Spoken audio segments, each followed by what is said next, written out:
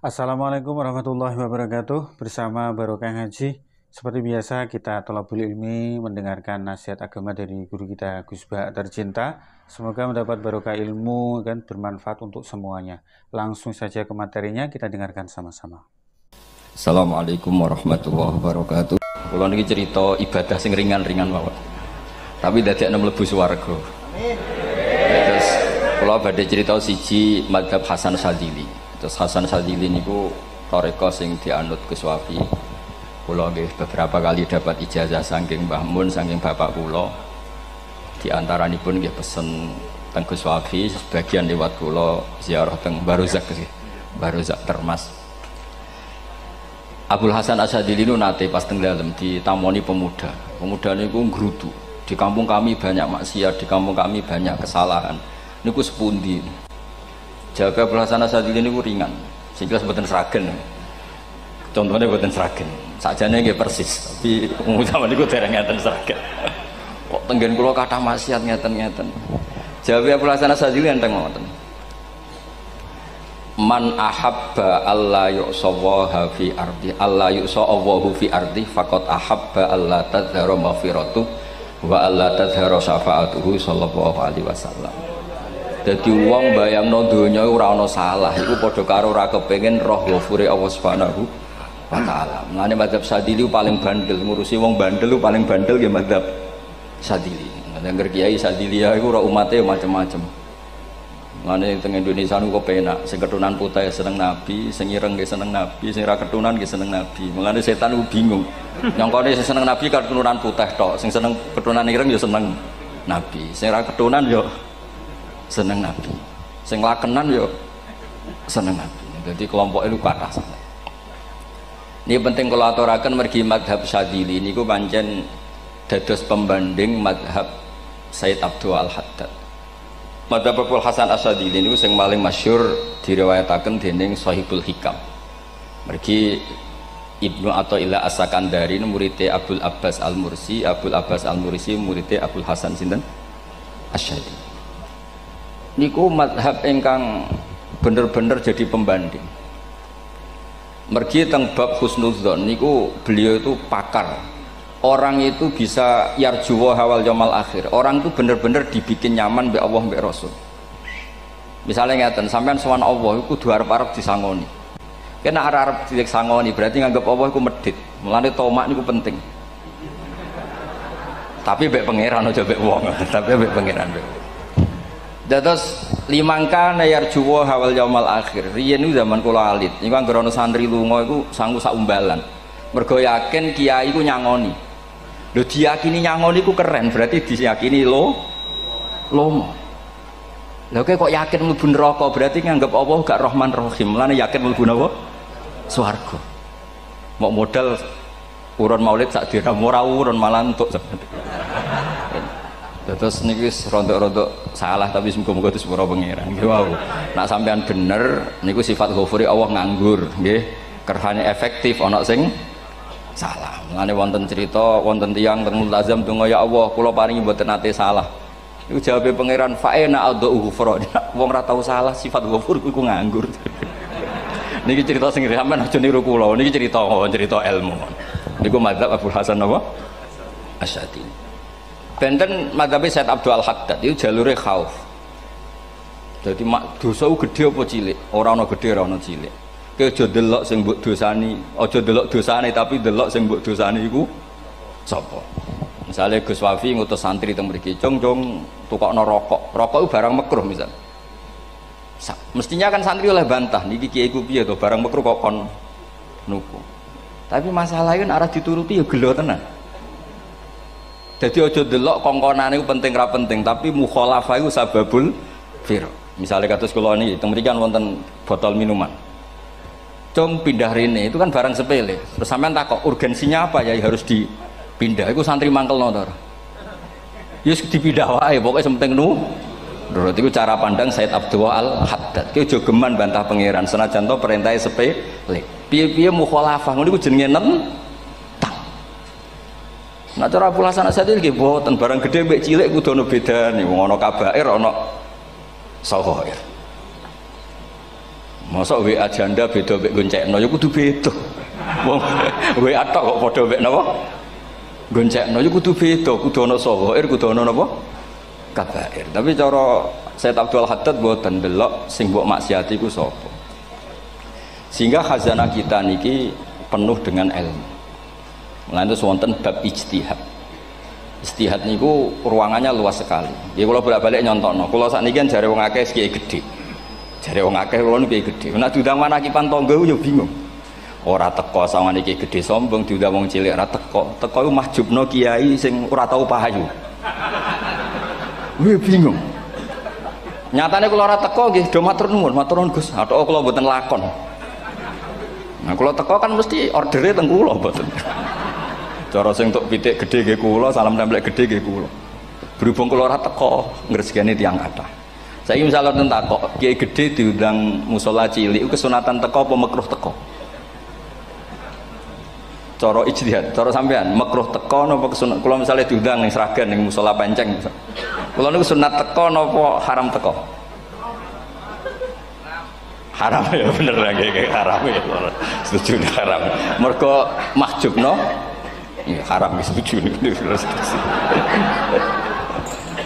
Itu ijtihad. Ijtihad itu ranahnya itu karena nggak bisa ditebak. Ijtihad itu nggak bisa ditebak.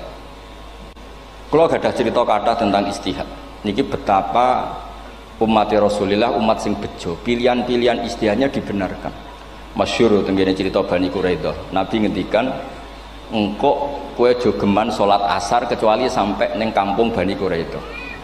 Ternyata kurang 2 kilo atau 3 kilo matahari itu mau terbenam. Sebagian sahabat sholat sebelum sampai Bani Quraidah karena takut sampai Bani Quraidah sudah qadha napa asar. Sebagian tetap sholat di Bani Quraidah meskipun sudah qadha asar. Ketika lapor Nabi semuanya dibenarkan. Semenjak itu ada pintu sing darani pintu napa ijtihad. Mulane kula bolak-balik cerita. Wonten kiai nak tangkok, "Cung kowe ngaji mek sapa? Ngaji kalian tiang niki." Kiaimu tau nangis mboten? Lereni ngaji mek kiai ra iso nangis, berarti atine atos. Nak Abdul Hasan Asadili takok, "Cung kowe ngaji mek kiai sapa? Kiai fulan." Tau guyu mboten nate, lereni. Kiai ra iso syukur mbok jeni. Kiai ra iso syukur kok mbok jeni. Karena itu masalah ijtihad. Nggih masalah napa? Ijtihad. Ijtihad itu polanya enggak jelas. Wonten kiai ora gelem mulang wedok nggih kathah, alasane wedi fitnah. Wong pancen iman pas-pasan mawon nembe wong ayu ya bingung. Tapi nak diwalik, nak kira gelem wong mulang wong wedok, terus yang mulang wong fasik, atau aliran sesat, itu ya repot. Kowe ngerasa paling gak sesat. Ya sudah seperti itu masalah-masalah apa? Ijtihad. Nah, kalau tak cerita saat ini balik cerita tentang Burda. Burda itu nak ngelem Kanjeng Nabi. Niku pancen diilmoni tenan. Kalau niku Burda berjanji tiba, niku setengah hafal, pancen riyen mbah kula buyut-buyut kula niku pesene ken apal tiba, apal berjanji, apal Burda. Wis mboten ngengken ngapal loh, tapi karena sering baca akhirnya hafal. Kalau beri beberapa contoh, ngelem niku nak mboten diilmoni itu kualitasnya ada bagus, tapi kalau diilmoni itu kualitasnya bagus. Kalau beri contoh begini. Saya itu kalau pidato atau khutbah atau ngaji, apalah terserah istilah jenengan atau ceramah. Biasanya kalau seneng istilah ngaji, niku mesti ikuti sing gampang mawon wa ala alihi wa sahbi ajmain. Ajmain itu kalimatun fariqah bainana wa bainas syiah. Fa innana nukrimu jami'as sahabat. Ajmain itu kalimatun fariqah, kalimat pembeda. Kita ahli sunnah wal jamaah akramu jami'as sahabat. Ada kelompok sing akramu sahabian wa ahanu sahabian akhir. Sehingga ajmain itu harus kita baca. Itu karena itu kalimatun fariqah, kalimat pembeda. Kata-katanya hanya ajmain. Begitu juga berjanji. Berjanji itu nak ngelem Nabi niku wa ba'du fa'aqul wa Muhammad bin Abdullah bin Abdul Muttalib wasmu Syaibatul Hamdi Khumitat Hisaluhus Saniyah. Karena ketika Rasulullah memaklumatkan jadi Nabi itu problemnya itu nasabnya siapa? Orang-orang yang di Palestina, di Israel, di Yordan, di Syam kalau dulu. Itu alamatnya Nabi itu harus turunan Ibrahim. Ibrahim sementara orang Syam menurut pengetahuan orang-orang Yahudi Syam. Maka saya berjanji menunjukkan dulu kalau nasabnya Muhammad itu ini. terus sampai warafuhu ilal khalili Ibrahim, terus ila dzabih Ismaila nisbatuhu wa muntama.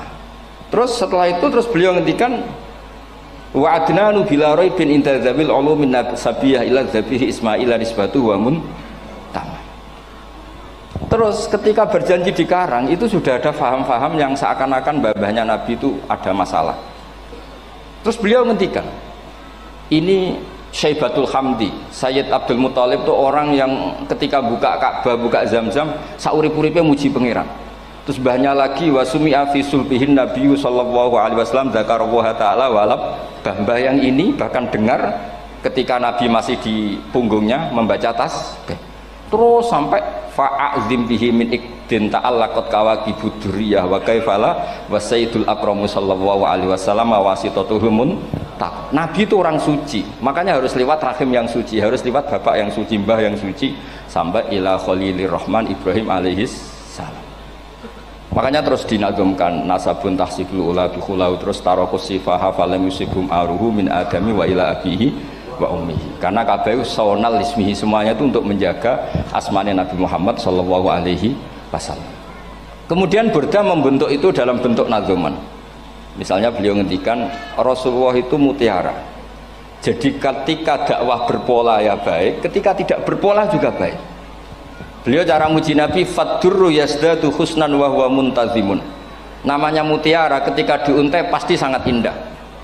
Tapi terus-terusannya itu wale sayang kusu qadran ghairu muntazimi. Tapi namanya mutiara, mbok berserakan pun tetap indah. Jadi unik. Berarti ketika beliau uji Nabi dakwah tertib pernah. Sholat tuh harus begini, harus begini, harus begini. Beliau sholatnya tuh makninah tertib. Tapi Nabi pernah sholat gak tertib. Duhur tuh 2 rakaat. Mana anak kiai rodok lalinan itu ya anak sana tuh. Duhur itu 2 rakaat. Tapi barokahnya Nabi duhur 2 rakaat diketahui cara sholat kalau salah itu gimana. Umpama Nabi sholatnya bener terus, itu akan kesulitan kita solusinya ketika ngalamin apa? Kesalahan. Makanya Nabi ngendikan ma kuntu ansa walakin unas sali as-sunnah, itu mestine ra tau lali, tapi didesain lali biar bisa jadi sunnah. Wonten tiyang salate suwi maca surat Baqarah, wonten tiyang badhe njupuk wedhuse lah cara Indonesia. Bareng kesuwen piyambake mufaraqah. Walhasil Mu'ad matur Nabi, ini munafik di tengah-tengah sholat kok mufaraqah. Si penggembala unta ini juga ngeklaim, ya Rasulullah imam kita tidak benar, sholatnya kesuwen. Pikirannya wong ora bela imame. Ternyata Nabi gak bela sing ngangon. Afattanun anta ya Mu'ad. Wong imame wong seragen surat Baqarah. Wis pokoke kulo wae. Jadi Islam itu segampang itu, semudah itu. Sehingga wonten tiyang niku isane maca kulhu, rakaat ula nggih kulhu, saniyah nggih kulhu, pokoke kulhu. Sampai sok makmume ku mangkel. Waduh, si imam iki gak keren, mosok main apa? Kulhu. Dilaporno, ya Rasulullah ini imam yang kau tugaskan di kampung kami niku amen maca kulhu, Mam. Ditimbali be Nabi, kenapa kamu baca kulhu terus? Li annaha sifatullah, karena itu sifatnya Allah. Maka saya senang mengulang-ulang sifatnya. Terus kata Nabi, saya barusan dikasih wahyu Allah bahwa Allah mencintai kamu karena kamu mencintai surat kulhu. Nah ini ijazah yang seragam ini niku mawon. Nanti maca timbang maca idza samsu kuwirat bulet nang tengah. Jajal ampun tak tes sak niki. Kiai paling pinter teng Sragen kan maca idza samsu kuwirat di depan umum. Mungkin nak dhewean roh tapi nang ngarepe Habib doa ngarepe Gus Wafi meriang nak muntir. Wadah ngoten niku kula ndek kanca niku imame level desa, bareng imami teng kecamatan salat Id. Mersiapno surat tabarakallazi biyadil mulk. Suwengi diapalo lanyah sampe ambeke hafid. Niku nyatane nggih malah klirune fatal, malah lali ra maca Fatihah. Saking semangate ben ketok imam keren maca surat napa? Tabar. Dadi yo ribet. Terus kula suwun seneng Nabi niku kados senenge para ulama. Niku nak nyipati Nabi niku gampang. Kula niki beto kitab Saraipun Burdah kalian Saraipun Barjanji. Niku kalau ngelem Nabi niku sederhana sebenarnya. Tapi itu yang mengena. Bisa ulang lagi niku sing mengena. Misalnya dawuh Imam sing aran Risalah Qusyariyah. Tegene Bukhari ini cerita Bukhari. Nanti semua nabi ketika di akhirat tuh nafsi nafsi. Jadi roh prahara kiamat itu pun gak dinyali mau muni nafsi nafsi. Nabi ini cek kabar ngendikan ummati umat. Ketika semua nabi ku pelo wis ra iso muji pangeran. Nabi Muhammad di depan Allah tesih saged muji. Fa ahmaduhu bimahamida allamani ha rabbi. Ketika nabi lain sudah tidak punya nyali bilang alhamdulillah, Rasulullah masih punya nyali bilang alhamdulillah. Sehingga fa Muhammadun ahmadu min ghairi. Hampir semua ulama ngendikan ahmadu yang Muhammad itu afal tafdil. Fa Muhammadun ahmadu min ghairi. Ketika nabi lain sudah tidak bisa atau tidak punya nyali memuji Allah, Nabi Muhammad masih berani memuji Allah ketika mahsyar. Karena logikanya begini, kira-kira pikirannya nabi-nabi itu wis kiamat, berarti amal wis ditutup lah, buku wis tutup. Tapi tak pikirannya Nabi Muhammad boten ngoten. Allah itu tidak diganggu oleh apapun, tidak kena atau tunduk sama konstitusi apapun. Sampean ra iso ketemu Allah. Allah nih pun akhirat, jenengan pun boleh macam-macam nih, pun tutup buku boten saged. Rahmatnya Allah tidak bisa dibatasi oleh akhirat. Saya ulang lagi, rahmatnya Allah tidak bisa dibatasi oleh akhirat. Makanya Nabi tetap berani mengajukan syafaat meskipun sudah finish, sudah akhirat sudah finish. Sehingga Nabi muji-muji Allah. Akhirnya Allah ngendikan ya Muhammad irfa' ra'sak wasal tu'tah wasfa'tu syafa'. Sudah Muhammad, kamu minta apa tak kasih. Saatnya beliau minta hak napa? Syafaat, disebut maqamam mahmud. Lan ini kula waos kitab kersane orisinil niki betapa sayangi Rasulullah sallallahu alaihi wasallam teng kita. Ketika nabi lain tidak punya nyali kecuali mikir dirinya sendiri, jadi ku punya ngendikan nafsi-nafsi. Nabi Muhammad masih gak ada nyali ngendikan apa ummati ummati. Itu bukti bahwa Nabi itu nggak pernah nggak mikir umatnya. Wala sawfa yu'tika rabbuka apa fatar. Ini Nabi cek jawab fa la ardo wa wahidun ummati finnar. Kalau engkau memberi saya sampai saya puas, maka saya tidak puas dan satu dari umatku masih menjadi ahli napa neraka. Ini kalau waos nak sampean orang nangis kebablas ya. Niki cerita betapa Rasulullah Shallallahu Alaihi Wasallam niki jarang tiang maos niki gini kula waos kersane tambah mahabbat ng Rasulullah Shallallahu Alaihi Wasallam. Dados niki kula cerita ketika Rasulullah ketemu pangeran teng Sidratil Muntaha niku diredaksekno burdah nggih diredaksekno burdah fakhusta kulla fakharin ghaira mustarakin. Engkau mendapat kehormatan yang tidak tersaingi. Fakhusta kulla fakharin ghaira mustarakin. Jadi engkau mendapat kehormatan yang tidak akan tersaingi. Wajusta kulla maqamin ghaira mustahami. Atau wakhusta kulla maqamin ghaira mustahami. Dan engkau mendapat satu derajat yang enggak mungkin tersaingi. Mustaham itu enggak tersaingi lah. Walhasil ternyata derajat itu apa?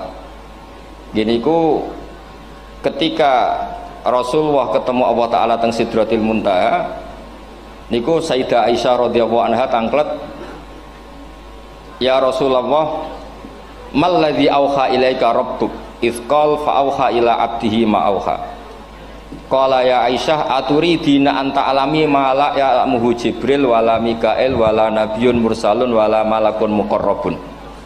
Nggih Aisyah, bagaimana mungkin kamu tanya sesuatu yang bahkan Jibril itu tidak tahu, Mikael itu tidak tahu, dan semua malaikat yang dekat maupun Nabi yang jadi Rasul semuanya tidak tahu hubungan saya, kedekatan saya dengan Allah membicarakan apa.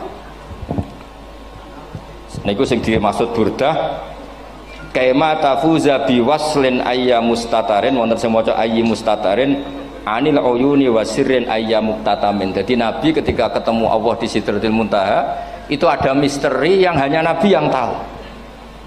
Nabi niki ibu-ibu harus bangga Sayyidah Aisyah jenenge bojo wani tangklet. Ambek Nabi itu sing ngeles. Itu rahasia yang Jibril saja tidak tahu, Mikail saja tidak tahu, masa kamu tanya? Niki khase wong putri nih. Ya Aisyah, as'aluka bi Abi Bakrin ila ma a'lam tani. Gimana cara Jawa tak kadakno mertuamu nak gak gelem cerita. Terus kunane kuno niku nggih wong wedok niku saged ngancam niku. Dadi kamane wis ngancam. Aku lapor bapakku, aku juga mulai sama nanti bojo kapan. Ya rada ribet jenengan ngadepi wong wedok niku rada ribet. Terus faqala akhirnya Nabi cerita, tapi ya tentu tidak semuanya diceritakan. Inni lama kuntu qaba qausaini qultu Allahumma innaka adzabta al umam ba'duhum bil hijar wa ba'duhum bil masih. Oh ya, ini halaman 63 62 teng kitab Hasyiatul Bajuri alal Burdah. Ya, kitab Hasyiatul Bajuri alal Burdah. Ya Allah, Engkau menyiksa umat-umat sebelum umat saya, sebagian bil hijar wa ba'duhum bil masih wa ba'duhum bil khasfi. Fama anta fa'ilun bi ummati. Lalu yang akan kau lakukan untuk umatku itu apa? Reputasi jenengan sama orang-orang yang durhaka itu selalu menyiksa. Ada yang pakai batu, yang dilikuifaksi, ada yang pakai ini. Mosok umatnya kekasih jenengan podo ngoten. Berarti Nabi ku mun nego lah, nego supaya gak sama. Faqala unzilu alaihimur rahmah min ananis sama wa ubaddilu sayiatihim hasanat. Ndak, saya ndak seperti itu dengan umatmu. Waman sa'alani a'taituhu waman tawakkala saterusé. Terus wafid dunya asturu alal usot wafil akhirah usyaffi'u kafihim. Orang-orang yang masih maksiat di dunia tak kasih hak tobat, dan nanti di akhirat tak kasih hak syafaat. Engkau tak kasih hak syafaat. Mulane ini penting dingertosi, bilih ukuran Nabi baik itu gampang nak sampean ngaji ngangge ilmu. Syafaati li ahlil kabair min ummati. Sok syafaatku kanggo ngomong sing salah akeh. Wong Nabi ku ra melok dosa kok mikir nyafaati. Nek rapi-apike wong ra mungkin. Wong sing dosa iku sampean, sing salah sampean, sing mikir solusine Kanjeng Nabi. Lho wong kok apikane ngono iku gak mungkin ta wong piye. Wong sing salah iku sampean, sing diutang yang sampean, sing kasus iku sampean, sing mikir Kanjeng. Nah, itu cara ulama ngelem Kanjeng Nabi. Mulane khodam tuhu bimadihin astaqilu bihi zunuba umrim madha fi syi'ri wal khodami. Dadi aku ngelem Nabi iku sebagai bentuk ngelem sing dadekno dosaku ben disepuro pangeran.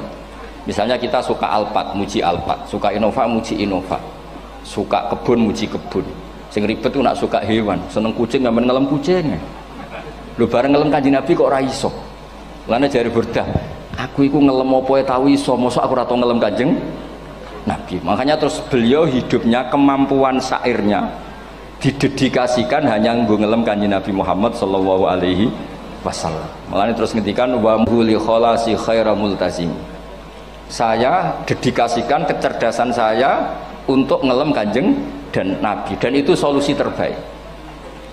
Lalu nak ngelem Kanjeng Nabi kadang kebablasan, sampai dikritik banyak ulama karena kebablasan. Gini masyhur beliau ngendikan wala yadi ka rasulullah wa jahu kabi idzal karimu tajalla bismi muntaqimi. Wonten naskah sing tahalla juga wau teng mriki diwaos napa tahalla napa tajalla Gusti. Tahalla ya. Wonten naskah tahalla wonten tajalla. Artosipun ngeten. Ya Allah, nabimu ini engkau gelari nabi yang ar-raufur rahim, sebagaimana yang sering disebut Habib Ali Al-Habsyi. Jika nabimu itu ar-raufur rahim, maka ketika engkau mau menyiksa saya dengan atas nama engkau al-muntaqim, zat yang tukang nyiksa, yang menyiksa, maka gelar engkau kepada nabi yang ar-raufur rahim itu kamu kemanakan?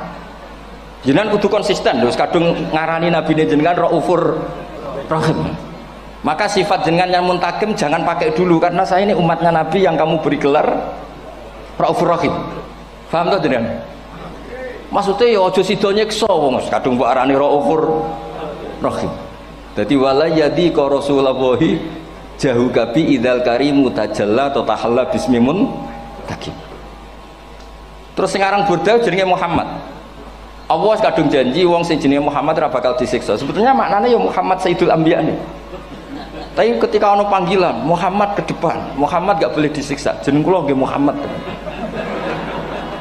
Dados Burdanu saking yakine ngendikan fa innali zimmatan minhu bi tasmiyati Muhammadan wa huwa afal khalqi biz zimman. Gusti jenengan kudu eling nami kula niku Muhammad. Wong sing jenenge Muhammad ora oleh disiksa. Padahal maksudnya ora oleh disiksa kan Kanjeng Nabi Muhammad, tapi piyambake namine Muhammad. Terus ngendikan malih in ati dzamban fama ahdi bimun taqidi minan nabi wala habli bimun sorim. Gusti kula pun iman mbek jenengan. Iman itu nilainya tertinggi. Jenenge iman nilai tertinggi, maka iman nggak bisa dibatalkan hanya karena saya salah.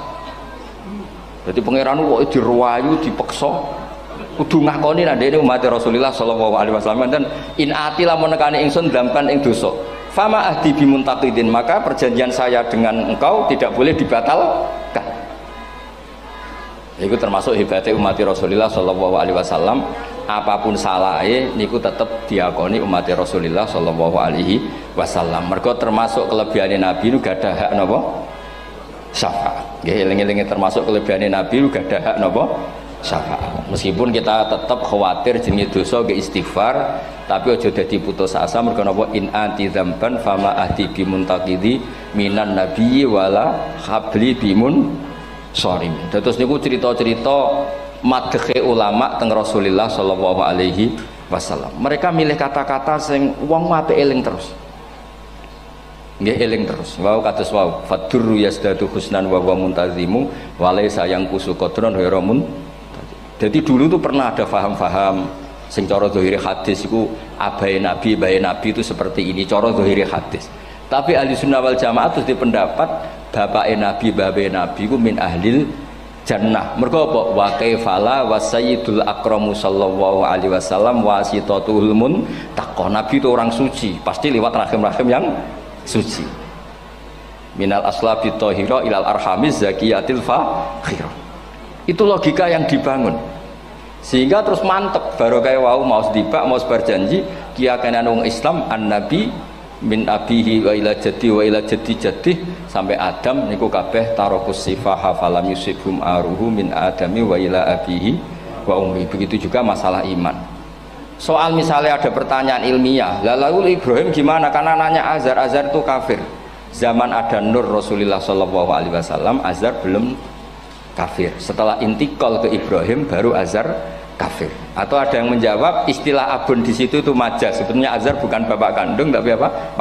Paman. Selalu ada jawaban ilmiah dari ulama-ulama ahli sunnah wal jamaah. Tapi kalau pesen teng jenengan sementing niku mau dibak berjanji napa bodan ada 1-2 bait yang jenengan tahu maknanya. Sehingga nanti kualitas mahabbah kita, kualitas kecintaan kita pada Rasulullah sallallahu alaihi wasallam niku tambah. Misalnya ngeten, kula kan nekuni tafsir ya. Ada ayat rubama yawaddul ladzina kafaru law kanu muslimin. Niku hampir semua mufassir konsensus sepakat jeng ben nek wong Islam mlebu neraka. Niku sampean kudu donga, nek mlebu neraka muga-muga jejer wong kafir sing kecangkeman. Niku dinyek. Jarene iman nekani mau oleh jutene neraka padha wae aku. Apa meneh misalnya sampean hafal Quran jejer wong sing hafal jare kapit kok ora mlebu napa neraka. Kudu ana sing ngenyek. Mergo Allah nu tersinggung sakwise ana wong sing napa ngenyek. Akhirnya Allah tersinggung. Niku sing diceritakno tiba. Wa izzati wa jalali la ja'altu man akhlasa li bisyahadati kaman kadzdzaba bi. Adkhiluhumul jannata bi rahmati. Ora iso wong dekne tauhid apapun salahe wong dekne ndek tauhid ora ngarah dadi ahli neraka selawase kaya wong kafir. La ja'altu ora bakal gawe sapa ingsun man akhlasa li bisyahadah orang yang tauhidnya benar kamang kadzdzaba bi sebagaimana orang yang tidak bertauhid sama saya. Adkhiluhumul jannata bi rahmati. Padahal Allah dilapuri malaikat, malaikatnya kira diprovokatif. Malaikatnya lapure wajadnahum asrafu ala anfusihim wajadna amalahum minadz-dzunubi ka amsalil jibal. Jare pangeran wis timbang seputi Gusti, wanane salah tok. Reputasine salah tok. Ghairu annahum yasyaduna alla ilaha illallah wa anna muhammadar. Niku jawabe pangeran wa izzati wa jalali la ja'altu man akhlasoli kamang kadzababi adkhiluhumul jannata bi rahmati. Nah, lafat-lafat seperti ini kita akan punya harapan ketika ndelok umat sing carane iman tesih blepotan, carane salat cek blepotan, carane zakat cek blepotan. Kita selalu punya harapan barokahnya iman, barokahnya mahabbah ning Rasulullah sallallahu alaihi wasallam, mereka tambah hari tambah baik. Jangan beragama yang tidak punya harapan, karena agama ini bagi yang punya harapan. Dimangka yarjuwa wal yaumal akhir, bukan yang tidak punya harapan. Kanjeng Nabi sekaruan nabi orang terbaik dilarani wong Taif, disiksa wong Mekah. Niku malaikat usul kula siksane ya Rasulullah karena mereka menghina kekasih Allah. Mereka ada iman. Nabi masih punya harapan. Mungkin mereka ada iman. Tapi asawah ayyukhrija bal arju ayyukhrijawah min aslabihim may ya'budu wa la yusyriku bihi syai'an. Bapak orang iman, aku cek di harapan anak putune iman. Dan sedekah Rasulullah sallallahu alaihi wasallam. Saniki kata bapak era poso, anaknya melok TPQ, bareng poso juk gendong, akhirnya bapak izin melok poso. Bapaknya maca Quran ra tau. bapaknya nekani wisuda anaknya hafid. Mulane bapaknya ora kena dibentuk, ya arep-arep napa? Anake. Nah anake ora kena dibentuk ya arep-arep putune nganti Imam Mahdi turun ngoten mawon. Pokoke agama niki limangka nayarjuwa wal yaumal akhir. Terus kula suwun sak napa madzhab Abdul Hasan Asyadzali. Nggih pancen madzhab niku kathah, tapi kula suwun agama teng zaman akhir dawuh Mbah Mun kudu kathah rojae. Nggih mergi walladzina amanu asyaddu hubbal lillah. Dawuh Imam Ghazali ar-roja yuqaddam alal khauf. Mergo roja dadekno mahabbah. Orang yang punya harapan itu lebih mudah mahabbah. Dan hubungan kita dengan Allah itu hubungan mahabbah. Ini ku walladzina amanu asyaddu hubbal lillah. Saman roh anake nawakal kok hubungane putus asa mesti maksudno. Tapi nek hubungane iso wae saiki nakal so ben gak. Iso wae saiki goblok so ben gak. Senajan to so ben ra terbukti lah, penting hidup itu ada harapan. Guys, penting hidup itu napa? Ada harapan. Kata ulama ngendikan afdhalul ibadah intidharul farad. Apa-apa ibadah selalu punya napa? Harapan. Terus Indonesia yang seperti ini kita berharap akan lebih baik, akan lebih baik. Wong cilik kula niku sing jilbaban mau keluarga ketok. Sakniki kathah tiyang napa? Jilbaban. Cilik kula tiyang salat di masjid nggih mboten serame sekarang. Sampeyan ra iso grutu, tapi salat tok tapi atine ngene-ngene. Wah ya ribet nak ngoten sampeyan nyoal ideal nggih ribet. Pira-pira gelem napa? Pira-pira purun napa? Salat purun teng masjid. Sampeyan ndak usah memaksa ideal, wong kita ndak pernah napa? Ideal. Terus kula suwun cerita-cerita teng tiba teng berjanji bahwa Nabi sahibus syafa'ah. Nabi nu tiyang sing peduline napa ummati. Jadi ketika Nabi lain mboten gadah nyali ngadepi hisab, ngene niku do muni nafsi, Nabi tesih gadah nyali mikir umate ngendikan mati. Carane apa? Muji pangeran bimahamida allamani ha rabbi. Lane dawuh iki teng ulama-ulama dawuh fa Muhammadun ahmadu min ghairi. Makanya summiya Muhammadan mergo li annahu satu wasammihi idza wada'atihi Muhammadan li annahu satu madun apa? Ubbah wa summiya Ahmad li annahu ahmadu min ghairi. Niku hampir semua ulama ngendikan ketika teng mahsyar semuanya nabi gak punya nyali untuk matur minta sama Allah. Mergo wis kiamat berarti wis finis. Nabi tesih gadah pikiran Allah itu tidak terhalangi oleh kiamat. Allah tidak terhalangi oleh akhirat. Allah tidak bisa dihalangi apapun. Sehingga Nabi tetap wani njaluk pangeran. Berarti mujine Nabi ku lebih tok karena tahu Allah itu tidak terbatasi. Nah karena Allah tidak terbatasi, podo-podo Allah wapian, wis tak jaluk kanggo umatku sing mati alat tauhid. Berhubung Nabi ngoten terus Allah ngendikan ya Muhammad irfa ra'sak napa wasal tu'tah wasfa tusaffa. Muhammad kepala kamu angkat, kamu minta apa saya turutin. Terus Nabi minta hak napa syafaat. Seseorang bertobat.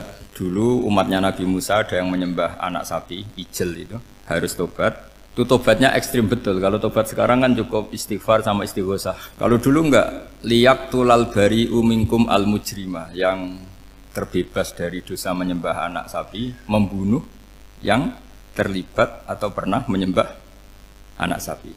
Makanya ayatnya apa? Fatubu ila bariikum faqtulu anfusakum.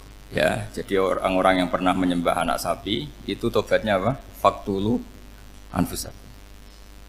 Sebab itu semua ulama berkewajiban menerangkan nasa mansuh. Sampai Sayyidina Ali suatu saat ada mubalek atau ustadz itu ngajar di masjid, ditanya, kamu tahu nasa mansuh enggak? Enggak tahu. Terus kata Sayyidina Ali, berhenti jadi mubalek, lisensinya dicopot. Dicopot, kemudian halakta wa ahlakta, kamu rusak juga merusak. Kenapa demikian? Logikanya begini, semua nabi itu kan panutan. Saya ulang lagi ya, semua nabi itu panutan. Tapi kalau kamu tidak tahu nasaman, so jangan-jangan kamu ikut nabi sebelum kamu, yang nasahnya itu syariatnya sudah apa? Mansukhoh, sudah di nasah. Itu kayak kasus Sunda Wiwitan itu. Itu gak mau punya Nabi Muhammad karena kurang keren, kurang sepuh. Nabinya langsung Nabi Adam. Resikonya adalah beberapa aliran sesat itu, aliran yang kurang benar itu, zaman Nabi Adam kawinan otomatis sama saudaranya. Lalu masa sekarang kita membolehkan kawin sama apa? Kalau sama Nabi Adam mau tidak mau. Karena yang cowoknya ya bin Adam, putrinya binti Adam. Lalu Allah bikin satu sunnah yang suami istri itu harus beda, yaitu satu kandungan itu melahirkan satu pasang. Dan mulai dulu memang pasangannya orang jelek itu orang cantik. Makanya agak sial itu yang perempuan-perempuan itu. Memang mulai dulu gitu. Kalau cantik itu kesunatannya dapat jelek. Ya. Nanti sama-sama masuk surga. Karena yang cowoknya ibadahnya syukur, yang ceweknya sabar. Ya. Itu nanti sama-sama. Nah kebetulan si Qabil itu ganteng sekali Qabil. Berpasangan dengan Labuda itu jelek gembrot, pokoknya tidak cantik. Enggak lah, kebalik. Qabil itu berpasangan sama Iklimah. Jadi Qabil ganteng, punya adik kandung namanya Iklimah itu cantik sekali. Yang Habil itu rapati apa? Berarti yang Habil apa? Ya rapati ganteng, berbarengan dengan Labuda juga rapati cantik. Nah karena tadi ya berarti Qabil bareng siapa? Iklimah, Habil, Labuda. Maka untuk kawin ini nggak boleh satu kandungan. Jadi dulu karena nggak ada perbedaan ibu bapak, mau tidak mau beda. Yang penting beda. Yaitu akhirnya apa? Qabil dapat Labuda, yang Habil dapat Iklimah karena beda kandungan. Itu sudah cukup. Nah, akhirnya kan nggak terima si Qabil. Masa orang ganteng dapat orang jelek. Jadi mulai dulu itu maunya orang ganteng ya dapat orang cantik, nggak terima. Tapi Allah ngatur seperti itu. Akhirnya terjadi percekcokan. Nah, dulu itu semuanya itu religius, sehingga ukuran percekcokannya masih religi, yaitu ya gini saja, kita ngadakan korban, yang diterima itu ya menang. Ya ternyata dalam kompetisi itu yang menang siapa? Habil. Akhirnya Habil jadi menikahi siapa? Iklim. Kalau sekarang kompetisinya kan siapa paling kaya ya menang, lebih gampang. Nah kemudian bayangkan misalnya, ya saya ini menerangkan asa mansuh. Kita semua sering ngomong, sering berkoar-koar, sering menyarankan atau mewajibkan para nabi itu panutan dalam semua perilakunya. Ternyata ada beberapa perilaku yang sudah dinasah atau dihapus ketentuannya oleh syariatnya Rasulullah Shallallahu Alaihi Wasallam. Maka mengenali nasah mansuh itu keharusan dalam ulumul Quran. Ya, makanya Allah mengatakan apa? Manansah min ayatin aw nunsiha pasti na'ti bi khairim minha aw misli. Jadi saya nerangkan nasah mansuh itu dua sesi. Satu sesi antar nabi, dua di internal syariatnya apa? Sekali saja hari ini dok, sudah setelah itu anggap pinter sudah. Kalau sudah jangan tanya lagi. Nah, ada beberapa lagi syariat yang masalah metode. Dulu Nabi Nuh itu dibolehkan oleh Allah saking mangkelnya sama orang kafir. Saya ulang lagi, orang kafir itu kan biadab sekali, nempat buminya Allah, makan rezekinya Allah, kemudian mengkafirkan Allah.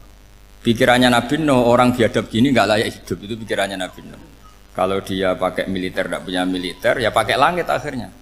Pakai kekuatan langit, beliau berdoa, Rabbi la tazar alal ardi minal kafirina dayyar. Innaka intazarhum yudillu ibadaka wa la yalidu illa fajirong kafar. Ya Allah, mereka ini orang-orang kafir. Padahal pakai bumi engkau, pakai rezeki engkau. Matikan semua saja.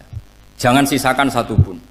Karena kalau masih sisa, nanti anak turunnya ya gitu. Gennya gendo ya pasti melahirkan gendo.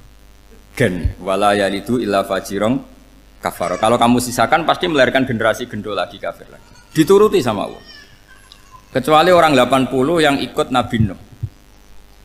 Nah orang 80 yang ikut Nabi Nuh ini selamat karena iman. Maka generasi yang sekarang ini termasuk saya semua ini semuanya turunan orang iman. Maka kita ini punya dua status. Satu, Allah kadang manggil kita ya Bani Adam, karena faktanya kita turunan Nabi apa? Adam. Panggilan kedua adalah Zurriyataman hamalna ma'anu. Orang-orang sekarang itu pasti turunan orang yang ikut perahunya Nabi Nuh. Jadi nasab kita ini sudah steril, sudah tidak ada nasab lewat kafir, karena yang kafir sudah habis. Semua orang sekarang itu turunan Nabi Nuh, yaitu disebut apa? Zurriyataman hamalna ma'anu. Yaitu sekitar orang 80. Nah, oleh Allah Subhanahu wa taala syariat seperti ini pernah dituruti, yaitu akhirnya mereka mati semua kecuali orang 80 yang mukmin. Tapi uniknya Allah apa? Era Rasulullah Shallallahu Alaihi Wasallam, Nabi kita Nabi Muhammad itu diutus rahmatan lil alamin. Ketika Nabi didustakan, diusir, disakiti, malaikat gunung, beberapa malaikat sing ahli adab spesial eksekutor lah kira-kira gitu. Muhammad, kamu bilang saja ke saya, kalau kamu ingin orang-orang Mekah Abu Jahal CS, saya hancurkan. Tapi apa kata Nabi? Saya berharap kalau mereka belum iman, anak cucunya iman. Karena bagaimanapun sperma ya atau calon bayi atau calon keturunan itu kan ada fi aslabir rijal atau fi zuhurir rijal. Jadi kalau dalam ilmu agama itu gen manusia itu disimpan di zuhurir rijal di punggung lelaki. Nanti dipindah ke arhamin nisa. Logikanya gini. Ini dengerin ya. Logikanya gini, misalnya Abu Jahal itu di situ ada orang namanya Ikrimah, itu anaknya Abu Jahal, itu orang mukmin. Akhirnya ya jadi orang alim. Abu Lahab itu di rahimnya di punggungnya ada perempuan namanya Darroh, akhirnya juga orang mukminah. Saya berikan contoh. Khalid bin Walid itu anaknya Walid. Walid itu musuh besarnya Rasulullah, tapi di punggungnya ada orang bernama Khalid. Ini dengerin. Nah di punggung ini kira-kira Allah sudah tahu apa belum? Jawabannya sudah tahu. Artinya kalau ini mati atau kamu bunuh, kamu sebenarnya nggak bunuh orang kafir saja, bunuh calon orang mukmin yang sekarang masih bersemayam di punggungnya orang-orang kafir. Jadi bisa saja orang yang sedang kafir itu ada sekian calon generasi yang suatu saat mukmin. Itu syariat yang diajarkan ke Rasulullah SAW. Karena kasofnya Nabi, kasof itu satu kondisi di mana seorang Nabi itu dipertontonkan sesuatu yang nggak kelihatan. Itu dalam bahasa Arab kasof atau mukasyafah. Nabi dipertontonkan ternyata banyak orang kafir yang di punggungnya itu ada calon generasi mukmin atau muslim. Akhirnya Nabi nggak berani. Jangan bunuh. Mungkin bapaknya ada iman tapi anaknya iman. Betul, Abu Jahal punya anak Ikrimah, Abu Lahab punya anak Darroh, Walid punya anak siapa? Khalid. Itu mirip seperti kita, bapak era sholat, anak ETPK sholat, akhirnya bapak katut sholat. Banyak nggak di Indonesia, bapaknya tidak bisa baca Quran, anaknya hafid. Nah, itu kalau bapaknya kamu habis, tidak ada yang meselin. Makanya biarkan hidup saja. Nah, artinya gini, andai kan tidak ada ulama yang menerangkan nasa mansuh, dikira syariat Nabi Nuh itu abadan mu'abbadat, selamanya lama. Sehingga main teror sama orang kafir sah berdasar Nabi Nuh. Padahal kita sudah ganti Nabi. Yaitu syariatnya Rasulullah SAW masyhur itu ketika Nabi ngendikan, saya tidak minta mereka dihukum, tapi ya Allah saya minta Allah mahdi qaumi fa innahum layak lamun. Mereka kafir itu karena tidak tahu. Sehingga ada periode. Loh kalau perang itu beda, perang itu konteksnya duel, itu tidak harus sama Abu Jahal, Abu Lahab. Ada penjahat mau bunuh kamu wajib perang enggak? Wajib. Penjahatnya meskipun muslim apa harus kafir? Meskipun muslim. Maka kata ulama fikih sebetulnya perang duel itu bukan syariat muslim sama kafir tok. Masih muslim sama muslim, misalnya ada orang mau merkosa istri kamu, terus dia pamit gini, saya muslim loh, beri hak loh. Enggak bisa. Saya penjahat loh, muslim, jadi kamu enggak boleh merangin saya, ngelawan saya kan muslim.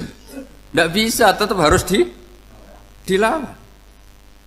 Makanya kata ulama-ulama fikih, pertarungan sama musuh itu tidak harus sama orang kafir. Orang muslim pun yang mengganggu kehormatan kita, misalnya mau merkosa istri Anda, itu harus dilawan. Makanya Nabi ngendikan mangkutilah duna mali fahuwa syahid, mangkutilah duna harimi fahuwa syahid. Orang yang mati karena membela kehormatan keluarganya atau hartanya, maka dia mati syahid. Dan penjahat yang mati ini muhaddarun damu, diabaikan sehingga enggak kena kisos, membunuhnya enggak kena.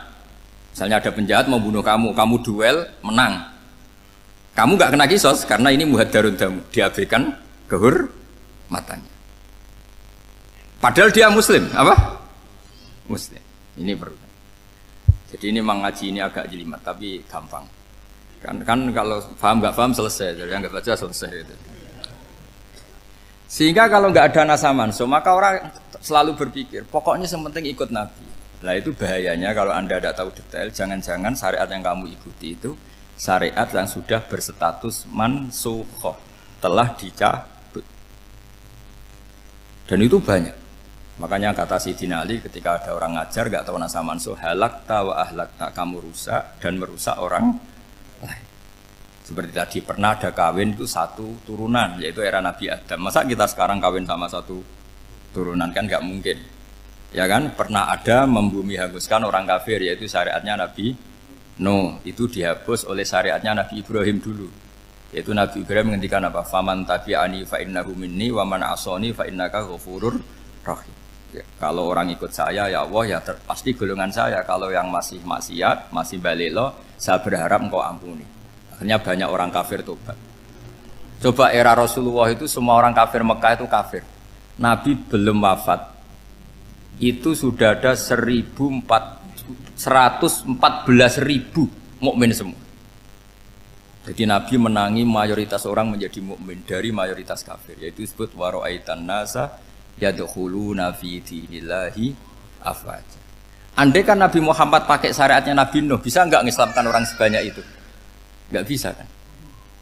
Maka ini penting mengenali nasah mansur. Jadi periode cara wong Jawa maksud no tuntas. Robila tadar itu, pasot tuntas itu, menghabisi itu habis di periode Nabi siapa? Nuh. Syariat itu sudah enggak dipakai lagi. Yang dipakai apa? Faman tabi'ani fa innahu minni wa man asani fa innaka ghafurur rahim. Lah Nabi Muhammad ini nabi yang kena khitab anit tabi' millata Ibrahim hanifah. Jadi masternya Nabi Muhammad itu mentornya Nabi Ibrahim. Sehingga syariatnya ya faman tabi'ani fa innahu minni wa man asani fa innaka ghafurur rahim. Tidak syariat rabbila tadzar alal ardi minal kafirina daya. Jelas ya. Jadi mengenali nasa manso itu penting sekali karena kalau enggak Anda halakta wa ahlakta, kamu merusak diri kamu sendiri juga merusak orang lain karena menfatwakan hukum yang sebetulnya sudah berstatus mansukh hanya berdasar itu kan syariatnya nabi-nabi dulu. Syariat yang apa? Syariat yang nggak pernah terhapus hanya satu, usuluddin, yaitu tauhid, itu sama. Tapi kalau syariat itu beda-beda atau furu'iyah itu beda-beda. Yaitu tadi saya beri contoh era Nabi dulu kalau ada pakaian najis dipotong, dibuang. Era Nabi Muhammad dicuci. Orang kafir dihabisi oleh langit. Era Nabi Muhammad enggak boleh, bahkan didoakan Allahumma hdi qaumi fa innahum la ya'lam. Di Qur'annya apa? Wa in ahadum minal musyrikin astajaraka fa'jirhu hatta yasma'a kalamullah tsumma ablihu ma'mana. Jadi kalau ada orang kafir enggak boleh main dihabisin mereka, beri peluang untuk mengkaji kitabullah hatta yasma'a kalamullah. Kalau mereka sudah berpeluang ngaji, harus tsumma ablihu ma'mana, harus dijamin keamanan. Ya, karena apa? Dzalika bi annahum qaumul la ya'lamun. Bagaimanapun mereka memang karena tidak tahu. Nah, kenapa tidak tahu? Enggak. Karena tadi mereka tertutup oleh kultur yang beratus-ratus tahun. Mbah-mbahnya mereka menyembah batu, menyembah berhala. Ya taunya itu ya Tuhan. Bagaimana Anda bisa menjelaskan sesuatu yang sudah beratus-ratus tahun kan tidak gampang. Maka ada periode dimaklumi, apa? Kalau era sampean kan, mosok waktu disembah saking gobloknya orang, kamu lahir kan sudah nyembah Allah, tidak nyembah batu. Bayangkan kalau kamu jadi mereka. Wong perut kamu saja disuruh makan pizza sakit kok, karena saking lamanya makan sambal kan gitu. Kamu bilang perempuan Indonesia saja cantik kok, saking lamanya jadi orang Indonesia. Padahal orang Indonesia tanyakan orang Eropa, cantiknya di mana? Kamu lahir di Afrika, bilang orang Afrika itu cantik, tanyakan orang Eropa, cantiknya di mana? Hitam gitu kok. Jadi orang itu pasti terkooptasi oleh sekelilingnya. Orang Afrika akan bilang wanita Afrika itu cantik. Coba tanyakan orang Eropa, cantik apa enggak? Belas. Orang Eropa yang kulitnya gitu kata orang Eropa indah, kata sampean. Koyok anaknya kebo katanya udah jadi. Jadi orang itu akan terkooptasi oleh sekelilingnya. Bayangkan kalau semua orang nyembah berhala terus kamu ndak, alasan kamu apa? Kan menentang mayoritas. Dan itu berat. Maka dimaklumi oleh Allah, dzalika bi annahum qaumul la ya'lamun fi manah panyeruarah. Nah, pemakluman ini yang mulai sekarang terkikis. Orang main pukul saja enggak mau ngaji. Enggak mau ngaji Quran secara kafah. Jadi fatwanya Islam kafah tapi ngajinya Quran enggak kafah. Ngambil 1-2 potongan ayat dipakai dalil. Jadi Islamnya inginnya kafah tapi ngajinya Quran enggak. Kalau kafah ya hafal 30 juz itu. Kalau mau ya, kalau mau kafah ya hafal berapa? 30. Makanya saya sering bilang, saya sering dinasihati orang karena belum tahu saya ini hafal Quran. Bapak harusnya Islam itu kafah. Kata saya ya dimulai dari konsep Islam itu kafah dulu, apa ya hafal Quran secara kafah. Jadi ini penting saya utarakan. Bahaya sekali orang mengenali Islam tanpa mengenali nasakh mansukh. Karena beberapa syariat Nabi sebelum kita itu berstatus mansukh. Terus contoh berikutnya, ini nasakh mansukh antar Nabi apa khusus internal Nabi? Antar Nabi aja nggak selesai nih sampai subuh aja nggak selesai. Contoh yang paling keren mungkin cowok semua senang. Nabi Dawud dulu istrinya berapa? 99. Nah itu kalau masih halal itu kan berarti jenengan tuh punya istri berapa? Wah kan ngeri betul. Punya satu aja repotnya gitu apalagi berapa? Punya 99. Terus kamu bilang gini, ini kan syariatnya Nabi Dawud, Nabi kan bisa diikuti. Pernah ada periode di mana seperti itu boleh. Jadi makanya mau tidak mau ngenali nasakh mansukh itu harus. Kalau enggak ya kamu masih berkeyakinan boleh beristri berapa? Nah ini penting saya utarakan. Makanya Sayyidina Ali itu kalau ngetes calon mubaligh, kira-kira kalau Kemenak dulu inginnya apa? Sertifikasi apa? Mubaligh. Itu tanyanya gitu. Ta'rifun an-nasakh wal mansukh, kamu apa tahu nasakh mansukh? La. Jawabnya Sayyidina Ali, halak tahu ahlak tahu, kamu orang yang rusak. Karena tadi takutnya ada syariat yang sudah mansukh dipakai. Itu tadi misalnya kita ini tidak umatnya Nabi Nuh, tapi pakai syariat Robbila tadar alal ardi minal kafirina. Terus ketiga begini, misteri manusia itu. Dan ini kita tidak pernah tahu sampai kiamat, tapi ini ilmu harus kita diskusikan. Misalnya saya ini namanya Bahauddin. Saya sekarang hidup sampai 2019 sekarang. Kan hanya Allah yang tahu berapa turunan saya sampai kiamat dan statusnya kayak apa. Donald Trump juga gitu. Donald Trump itu sekarang kafir, tapi kita tidak pernah tahu nanti turunan keberapa ada yang Muslim. Lah turunan yang calon Muslim ini diletakkan di mana kita tidak tahu. Yang jelas kalau kamu bunuh itu katut itu. Artinya gini, logika membiarkan orang kafir itu ya ada logikanya. Gitu. Logika membunuh karena mereka mau membunuh kita ya ada logika fikihnya, karena kalau kita ada membunuh dibunuh. Makanya semuanya hukum ini terus bergantung al-hukmu yaduru ma'ilatihi wujudan wadam. Di sini terus dipertemukan. Makanya semua nabi itu kalau yang namanya membunuh pasti pas perang saja, karena ini kondisi yang memang pilihannya hanya dua, kalau nggak dibunuh ya membunuh. Ada duel lah itu. Maka ini butuh kajian fikih dan orang nggak boleh subjektif dalam hal ini. Saya ulang lagi, tidak boleh subjektif. Karena tadi, orang yang kamu katakan sekarang misalnya Zaid, kamu itu bodoh sekali. Kenapa bodoh? Nggak hafal Quran, nggak pernah kuliah, nggak pernah ngaji. Ternyata Zaid ini bersemayam calon anak yang alim alama hafal Quran. Namanya Umar, tapi masih jadi sperma. Suatu saat Zaid itu punya anak alim alama. Kan banyak orang nggak bisa baca Quran punya anak hafid. Banyak nggak di Indonesia? Banyak nggak petani yang punya anak dekan? Petani punya anak dekan. Yang dekan punya anak naik kelas saja susahnya bukan main. Banyak kan? Nah ketika dibalik nanti ada dekan punya anak goblok, yang petani punya anak dekan pinter mana? Kita tidak pernah tahu. Makanya ini kan ya sudah, kalau nggak pernah tahu ya bilang saja wallahu alam, kan selesai. Daripada keminter keliru kan ada wallahu alam. Makanya cerita favorit guru saya, Kiai Haji Maimun Zubair itu punya apa namanya Kiai Zubair. Itu cerita favoritnya itu ada santri namanya Soleh. Soleh itu alim alama. Orang Madura itu cara berpikir kan kalau kiai saja alim seperti itu, apalagi bapaknya.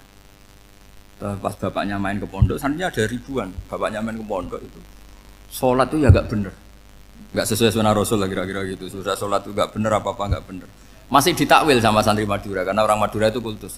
Mungkin khilaf itu satu khusus, pokoknya perlakuan khusus. Suatu saat saking bodohnya orang itu, kenceng tuh pinggir musola. Wah ini nggak bisa ditakwil lagi, akhirnya nggak bisa ditakwil tuh nggak. Wah ini sudah nggak bener ini, nggak bener. Singkat cerita santri tadi nggak kuat matur ke kiainya, Pak Yai, jenengan sealim itu kok bapaknya segoblok itu. Kenapa? Ya, dia kenceng pinggir musola. Oh bapak saya tuh pinter sekali. Kok bisa? Karena beliau yang memutuskan saya mondok sampai saya jadi alim alama seperti ini.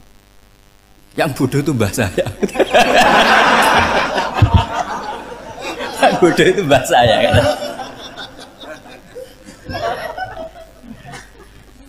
Artinya gini, sekarang misalnya Anda dekan, atau Anda rektor, atau Anda profesor, atau Anda kiai top, mubalek kondang. Anda mubalek kondang terus punya anak, gobloknya bukan main. Atau apalagi anaknya ketangkep KPK. Yang satu anaknya orang bodoh jadi dekan. Kalau kompetisi ini pinter mana coba? Ada ahli metodologi, tapi anaknya itu terlibat narkoba. Yang ini petani utun, anaknya dekan. Kira-kira kalau dikompetisikan pinter mana? Anaknya pinter petani tadi gitu. Yang ketika petani kamu vonis bodoh gitu. Tapi siapa tahu kalau ini menyimpan calon. Paham ya? Kita tidak pernah tahu. Makanya Quran selalu ngajari dalam ilmu sosial itu wa in adri la'allahu fitnatul lakum wa mata'un ila. Dalam ilmu sosial itu kita harus jawab tidak tahu. Karena mobil. Makanya saya tadi pagi ngaji di direktorat saya bilang, saya pernah diprotes orang, Gus kamu udah jelas 01 apa 02. Ya saya jawab gitu. Manusia itu makhluk yang paling gak jelas gitu. Sekarang soleh suatu saat bisa saja gak soleh. Yang sedang gak soleh suatu saat soleh. Sesuatu yang mungkin rubah kok kamu fanatik itu gimana? Nalarnya itu gimana? Coba kita tahu dulu Wahsy itu pembunuh Hamzah, akhirnya mati mukmin ya enggak? Padahal orang yang sangat dibenci Rasulullah karena membunuh Sayyid siapa? Hamzah. Sa'labah yang tukang itikaf di masjid akhirnya su'ul khatimah. Kita tidak pernah. Nah kalau nggak pernah tahu ya tidak usah terlalu fanatik biasa saja. Kayak jenengan seneng saya itu ya saya tidak tahu sampai kapan ya. Saya seneng sampean sampai kapan ya tidak tahu. Kayak suami istri itu. Pas nikah harmonis bulan madu sampai kapan berarti. Yang jelas paling awet itu pasangan jelek itu pasti nggak awet. Makanya jadi guyonan tuh. Pasangan itu jangan baik-baik gak awet. Kalau jelek itu awet. Ternyata maksudnya cantik sama ganteng itu suatu saat pasti jadi jelek. Yang jelek sama jelek pasti jelek terus. Makanya jadi guyonan. Kalau pasangan jelek itu awet katanya. Tapi kalau pasangan baik, ternyata baik wajahnya itu pasti gak awet. Suatu saat pasti jelek. Tapi yang jelek awet. Karena mulai dulu ya jelek sampai gitu. Awet jeleknya maksudnya bukan. Ya jelas ya, jadi saya mohon sekali ini ilmu. Sampai ndak urusan, ini bukan urusan cocok ndak cocok, tapi ilmu. Ilmu harus kita dengar bahwa syariatnya para nabi itu yang sifatnya furu'iyah, tidak usuliyah, tidak tauhid itu potensi rubah. Sehingga mengkaji nasah mansuh itu satu keharusan seorang ulama. Makanya setiap ada syariat nabi, hal hadis syariah mu'abbadah amla, mansukhah amla. Karena potensi itu tinggi. Kita tahu dulu semua nabi sholat menghadap apa? Baitul Maqdis. Era Rasulullah dipindah ke Ka'bah. Tapi kalau kamu katakan total Baitul Maqdis ya tidak juga. Nabi Ibrahim mulai dulu madhabnya ke Ka'bah. Tapi kalau Nabi Musa ke Baitul Maqdis. Terus kamu bilang ini 01, 02 ya ada, memang syariat jadi sesuatu yang furu'iyah. Nah, kenapa ini furu'iyah? Jawabannya sederhana. Ketika seseorang menghadap Ka'bah itu menghadap batu apa menghadap Allah? Allah. Ketika menghadap Baitul Maqdis hakikatnya menghadap Allah apa menghadap Baitul Maqdis? Allah. Maka menghadap Ka'bah itu sebenarnya masalah furu'iyah. Yang masalah usuliyah adalah inni wajjahtu wajhiya lilladzi fataras samawati wal ardh. Yang permanen adalah menghadap Allah Subhanahu wa taala. Cuma secara prosedur syariatnya secara zahir menghadap Ka'bah. Maka potensi rubah karena ternyata itu furu'iyah. Untuk kiblatnya itu furu'iyah. Yang permanen adalah menghadap ke Allah Subhanahu wa taala. Ini penting ya. Jadi terus sekarang masih antar nabi apa di internal nabi? Ini sudah mau selesai waktunya, sudah habis ini. Internal. Ini sudah selesai, ini sudah pas. Mohon maaf ya. Wah. Jam ini sudah. Sampai mana tadi? Diteruskan apa enggak? Sudah ya, sudah kayaknya sudah. Biar kelihatan cerdas terus. Sekali pertemuan sudah pinter gitu. Berapa? Setengah jam sudah pinter. Yang internal nabi apa antar nabi? Internal ya, sudah sekarang ke internal. Kalau internal lebih banyak lagi contohnya. Yang masyhur tentu masalah Baitul Maqdis. Dulu Rasulullah pernah sholat menghadap Baitul Maqdis 16 bulan. Berapa? 16 bulan. Kila 17. Pokoknya khilafnya hanya 16 dan 17. Kalau ada bilang 10 bulan berarti gak pernah ngaji. Khilafnya, karena khilafnya itu hanya 17 sama 16. Akhirnya sama Allah diminta disuruh menghadap ke Ka'bah. Saya ulang lagi, itu tetap masalah antar nabi sebetulnya. Begini, Makom itu kalau dalam bahasa Arab bukan kuburan. Kalau di Indonesia kan makomnya Sunan Bonang itu kan kuburan. Kalau makom dalam bahasa Arab itu sesuatu yang pernah dipakai singgah itu namanya apa? Makom. Lalu Rasulullah itu pertama di Medina itu madhep Baitul Maqdis itu 16 bulan. Orang Yahudi senangnya bukan main. Sampai mereka bilang gini, Muhammad tuh gaya-gaya nantok punya agama baru. Tapi kiblatnya ikut kita. Baguslah anak itu katanya. Masih tahu diri katanya. Bagus katanya itu masih tahu diri. Jadi senangnya bukan main orang Yahudi. Karena kiblatnya Muhammad sama dengan mereka. Ya tentu mereka jangkar Muhammad, bukan Sayyidina Muhammad atau Rasul Muhammad karena mereka masih gak iman. Nabi itu ya agak tersiksa karena beliau secara gen turunan Nabi Ibrahim dan kiblatnya Ibrahim itu Ka'bah. Agak tersiksa tapi sami'na wa ata'na tetap madhab ke Baitul Maqdis berapa? 16 bulan. Suatu saat Nabi Muhammad itu disuruh madhab Ka'bah. Ini dengerin. Akhirnya madhab ke Ka'bah. Apa yang terjadi? Orang Yahudi komentar gini, Muhammad itu gimana? Dia di perantauan, rindu sama keluarganya. Terus rindunya itu diaplikasikan jadi perilaku agama. Jadi dia madhab Ka'bah dianggap kangen. Kayak saya kan orang Rembang. Rembang itu apanya Jogja? Timurnya apa-apa? Nggak, Jakarta itu mana Jakarta itu? Barat sana ya? Ibaratnya saya orang Jakarta, terus merantau di Jogja. Dulu kiblatnya itu menghadap ke timur. Terus ketika madhab ke barat kata sampean, wah itu padune kangen apa? Keluarga. Itu kurang ajar orang Yahudi. Jadi orang Yahudi itu memang paling pinter bully. Makanya kalau sampean tukang bully itu ya agak-agak ya enggak. Saya enggak ngomong agak ya pokoknya agak-agak itu. Ya. Pinter bully orang Yahudi. Makanya enggak ada orang debat sepinter orang Yahudi. Yang bisa ngalahkan hanya Tuhan itu. Orang Yahudi yang bisa ngalahkan hanya Tuhan. Udah Sayyidina Ali tak orang paling terkenal cerdas. Itu kalau sama orang Yahudi itu pusing. Karena ya apa logikanya itu? Saya beri sekian contoh. Ada orang Yahudi tanya gini, Muhammad, kalau kambing mati itu yang bunuh siapa? Ya Allah, mati langsung itu. Agama kamu itu aneh, Mak. Yang langsung sentuhan Allah haram, tapi yang lewat tangan-tangan jahil manusia malah halal. Harusnya itu yang halal kan orisinal, langsung Allah yang bunuh. Jadi uteknya itu aneh, dari cara berpikir itu aneh. Nah cara sampean ini kan, nak halal pangan kue. Tapi Nabi kan nggak boleh bertutur kata kasar gitu. Kalau yang jadi Nabi saya untalan ngono kan gitu. Tapi Nabi kan nggak boleh kasar. Jadi Nabi itu problem karena nggak boleh apa? Kasar. Kalau kita kan gampang, wis nak halal untalan kan selesai apa? Tapi Nabi nggak boleh kasar gitu. Jadi nak jadi nggak Nabi, ya sampean itu kan enak. Mau keliru ya pantas, mau apa saja pantas. Karena kan nggak panutan. Kalau Nabi nggak bisa meluruskan kebenaran itu harus tetap sesuai akhlak. Ya jadi agak kerepotan. Makanya punya Umar alhamdulillah ada yang nggak perlu aturan itu. Jadi enak. Jadi ya itu memang aturannya harus itu. Coba Nabi itu perang tapi nggak boleh bunuh. Kayak apa susahnya?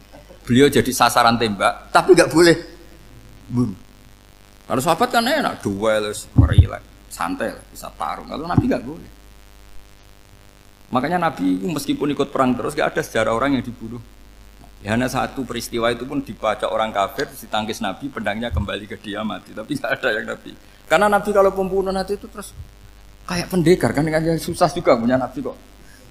Habis perang misalnya Nabi tanya, Muhammad habis serang berapa? 1000. Ya repot juga punya Nabi mantan apa? Pembunuh meskipun yang dibunuh orang kafir, tapi kan kayak apa ya? Fitrah manusia itu akan menolak kepemimpinan orang yang gitulah pokoknya nggak bisa diterangkan itu. Makanya Nabi itu nggak pernah bunuh meskipun kayak apa musuhnya tapi nggak pernah bunuh. Untungnya di sekeliling orang-orang yang tadi. Jangan bilang tuh suka bunuh ya, pokoknya perang gitu ya. Perang dengan bunuh itu beda loh. Ya. Kalau perang itu fair apa? Fair. Sampai mana tadi? Nabi Ibrahim ya. Makom tadi saya ulang lagi. Nabi Muhammad menghadap ke Baitul Maqdis itu hanya Allah nuruti. Ini loh Nabi betul. Tahu betul bahwa di antara syariat adalah Baitul Maqdis karena semua Nabi pernah berkiblat Baitul Maqdis. Tapi Nabi ketika menghadap ke Ka'bah, Nabi juga dibilangin sama Allah. Ini loh syariat yang benar karena Ka'bah juga kiblat sing a'taku, lebih tua ketimbang Baitul Maqdis. Maka disebut Ka'bah Atiqah. Ilal Baitil Atiq. Kalau Quran bahasakan Ka'bah apa? Wal yatawafu bil Baitil Atiq. Atiq itu tua sekali. Ya sudah. Ketika berstatus tua itu orang Yahudi seneng, mergo roh kelirune Muhammad. Mereka nantang, Muhammad ayo debat terbuka. Nabi rawuh. Bagaimana Anda bilang Ka'bah itu kiblat tertua? Wong Ka'bah itu pertama yang menghadap sana itu ya kamu. Semua Nabi menghadapnya ke Baitul Maqdis. Terus Nabi Muhammad mulai berargumentasi ilmiah tadi. Enggak, Ka'bah itu kiblatnya Ibrahim. Jadi Ibrahim dulu itu yang mulai dulu kiblatnya itu di Ka'bah. Terus orang itu tanya, buktinya apa? Terus dijawab, fihi ayatum bayinatum maqam Ibrahim. Ternyata di situ ada jejak kakinya Nabi Ibrahim, yaitu batu yang diinjak beliau ketika bangun Ka'bah. Itu argumentasi ilmiah. Lah barang orang Yahudi kehilangan ilmu, itu gobloknya orang Yahudi. Makanya yang bisa mengalahkan Yahudi hanya Allah Subhanahu wa taala. Luang Ibrahim saja golongan kita, pengikut kita. Ibrahim itu pengikut Yahudi. Wah, itu Nabi mulai senyum-senyum, mulai tertawa-tawa. Wah, itu goblok, orang terdidik. Karena itu ibaratnya kayak kamu bilang Soekarno itu pengagum Puan Maharani. Kira-kira seperti itu. Soekarno itu pengikut Puan. Karena Yahuda itu Yahuda bin Yakub bin Ishak bin Ibrahim. Saya ulang lagi ya, nasabnya Yahudi ya Pak. Yahuda bin Yakub bin Ishak bin Ibrahim. Jadi Ibrahim itu mbah keempat dari Yahuda. Tapi karena mereka kalah debat, Ibrahim itu pengikut Yahudi. Itu sama dengan bilang apa? Soekarno itu pengikut Puan Maharani. Itu kan jadi aneh. Atau Gus Dur pengikut Mbak Yeni. Atau Basim Asari pengikut Mbak Yeni. Itu kan aneh. Wah, akhirnya sama Allah diingatkan. Makanya ada ayat ha antum haula hajjatum fi malakum bi ilm falimatu hajuna fi ma laysa lakum bi ilm. Perjanjian debat ini semuanya harus ilmiah. Tapi kenapa perdebatan Anda malah ndak ilmiah? Akhirnya orang Yahudi iftadohu, malu semua. Wah, semuanya Muhammad itu satu-satunya kekalahan orang Yahudi. Tapi ayat-ayat seperti ini itu enggak populer. Ayat ha antum haula'i hajjastum fi malakum bi ilm falimatu hajuna fi ma laysa lakum bi. Jadi Islam betapa hebatnya Islam. Kalau debat harus ilmiah. Dan Kanjeng Nabi menantang, ini perjanjian kita debat ini ilmiah. Kenapa sekarang jadi tidak ilmiah? Yaitu kamu mengatakan Ibrahim itu pengikut Yahudi. Padahal Ibrahim dengan Yahudi itu dulu Ibrahim. Makanya ya semat kalah, mat. Tapi tetap ra Islam. Tapi nah, makanya terus Ka'bah dibuktikan ketuaannya lewat apa? Fihi ayatum bayinatum maqamu Ibrahim. Itu bukan makam kuburan. Karena makamnya Nabi Ibrahim tetap di Hebron, temudi Palestina. Kira-kira itu Palestina. Jare Israel yo ning Israel, mbah menang di. Jare ning Israel yo ning Israel, jare Palestina ning. Saya pernah ziarah ke sana di Hebron. Di makamnya Nabi siapa? Ibrahim. Jadi jelas ya. Jadi nasa mansuh itu ketentuan yang dikehendaki Allah Subhanahu wa taala untuk menguji loyalitas manusia, menanggalkan semua akalnya.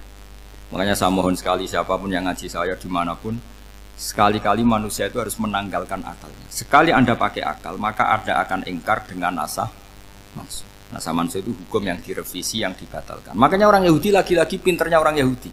Merovokasi orang-orang yang Islamnya belum kuat, diprovokasi gini. Ungzuru ila Muhammadin tahayyara fi din yukhillu yawman wa yuharrimu ukhra. Lihat itu Muhammad, dia kebingungan cara beragama. Kadang bilang A, besok bilang B. Jadi nasa mansub dianggap satu bentuk kebingungan. Gak kurang ajar tapi. Wah, akhirnya sebagian orang yang murtad. Makanya nasa mansub itu satu peristiwa yang menjadikan banyak orang murtad. Karena diprovokasi orang Yahudi bahwa itu bentuk kebingungan Muhammad. Akhirnya terus saya qulu sufa minan nasi ma wallahum al-qiblati mulati kanu aliyah. Nah, kelirunya orang Yahudi adalah ternyata nasa mansuh yang dipilih Rasulullah itu semuanya ada di Taurat dan Injil. Termasuk di Taurat dan Injil disifati dan Nabi yusolli ilal qiblatin, bahwa Nabi ini akan bersolat dengan dua kiblat. Makanya tetap ditantang. Qul fa'tu bit-taurati fatluha in kuntum shadiqin. Kalau kamu tidak percaya bahwa saya ini orisinil, ayo bareng-bareng mengkaji Taurat. Tapi mereka tidak siap mengkaji Taurat. Karena Taurat semuanya mendukung Rasulullah Muhammad SAW. Fatluha in kuntum shadiqin. Makanya ini penting sekali ngaji. Jadi perdebatan itu macam-macam. Dan itu pinternya orang Yahudi. Ungzuru ila Muhammadin tahayyara fi dini yukhillu yawman wa yuharrimu ukhra. Ini penting sekali. Makanya nasa mansuh itu uji loyalitas. Itu Imam Malik kalau mencontohkan ke Imam Syafi'i. Saya berisikan contoh fikih. Ini saya melanggar waktu ini. Ini sudah berapa? Saya yang tidak mengesahkan diri saya. Ya misalnya ini ya, ini kertas sak bawa ya, ini kertas sak bawa. Terus ini tak kasih uang misalnya, uang 100.000. Atau kalau contoh Imam Syafi'i dulu dididik Imam Malik begini. Ya Syafi'i kalau kamu punya 2 budak, 2 pembantu, kalau dulu kan masih ada budak, 2 pembantu lah kira-kira. Seneng mana, yang cerdas sama yang goblok? Seneng yang cerdas. Kalau yang nurut sama yang bantahan, seneng yang nurut. Lah yang nurut itu yang goblok. Makanya tinggal dibalik saja. Kamu tak beda ya. Seneng mana punya istri yang cerdas apa yang goblok? Coba jawab. Atau ibu-ibu mbak-mbak ini, seneng mana punya suami yang cerdas atau yang goblok? Kalau cerdas gak bisa diakali. Tapi goblok nurut tapi ya kadang di sini-sini kan di sini. Nah, itu kan antar manusia. Masalahnya kita menghadapi Allah Subhanahu wa taala yang semua kita pasti bodoh. Kita menghadapi Allah Subhanahu wa taala yang semuanya kita pasti bodoh. Allah jelas ngendikan wa kanal insanu dzaluman jahula. Manusia itu banyak dolimnya. Dolim itu sifat mubalaghah. Kalau orang dolim sekali dolim, kalau sering zalum, kalau jahil biasa jahil, kalau banget jahili jahul. Bahasa Arab kan gitu memang. Ghafir pengampun biasa, kalau ghafur selalu mengampuni. Syakir, makanya sifatnya Allah Ta'ala ikut wazan fa'ul semua. Ghafur, syakur, atau diikutkan wazan fa'al. Kalau goblok biasa jahil, goblok banget jahal kan itu. Kafir biasa kafir, kalau kafir banget kafar. Ya, jadi wazan balagha itu bisa fa'al, bisa fa'ul ya. Kafirin, kafar atau kafur. Paham ya? Malah ngaji nahwu. Ya tapi ini memang perangkatnya ya. Ini kan perang mau tidak mau. Makanya misalnya Allah tidak suka kulla kafarin banget kafir ya, Pak. Paham ya? Kulla khawanin banget khianate. Kalau khain khianat biasa, kalau khawan sering khianat. Lah manusia itu kata Allah apa? Zaluman. Wis banget dolime, banget bodoh. Itu kalau yang ngarang hikam mencontohkan tuh gini, manusia itu pas bener saja salah, apalagi pas salah. Jadi manusia itu kata Imam yang ngarang hikam itu, man itu kanat mahasinhu masawiyah, fakih fala takunu masawihi masawiyah. Ketika baik saja buruk, apalagi ketika buruk. Coba kalau ada orang dermawan sama teman-temannya, tanyakan istrinya, duit dihambur-hambur, disekno konco ngalono bojo. Mesti gitu. Teman yang sering silaturahim ke teman-temannya, kata temannya baik, senang silaturahim, tanyakan istrinya, oh meninggali wong. Jadi manusia pas baik saja ada buruknya. Apalagi pas buruk. Makanya dulu bapak saya ngajarin saya istiqomah ya apik ya. Tapi kadang-kadang nak keterusan itu ora istiqomah ngangkangi, orang iya tidak punya kesempatan.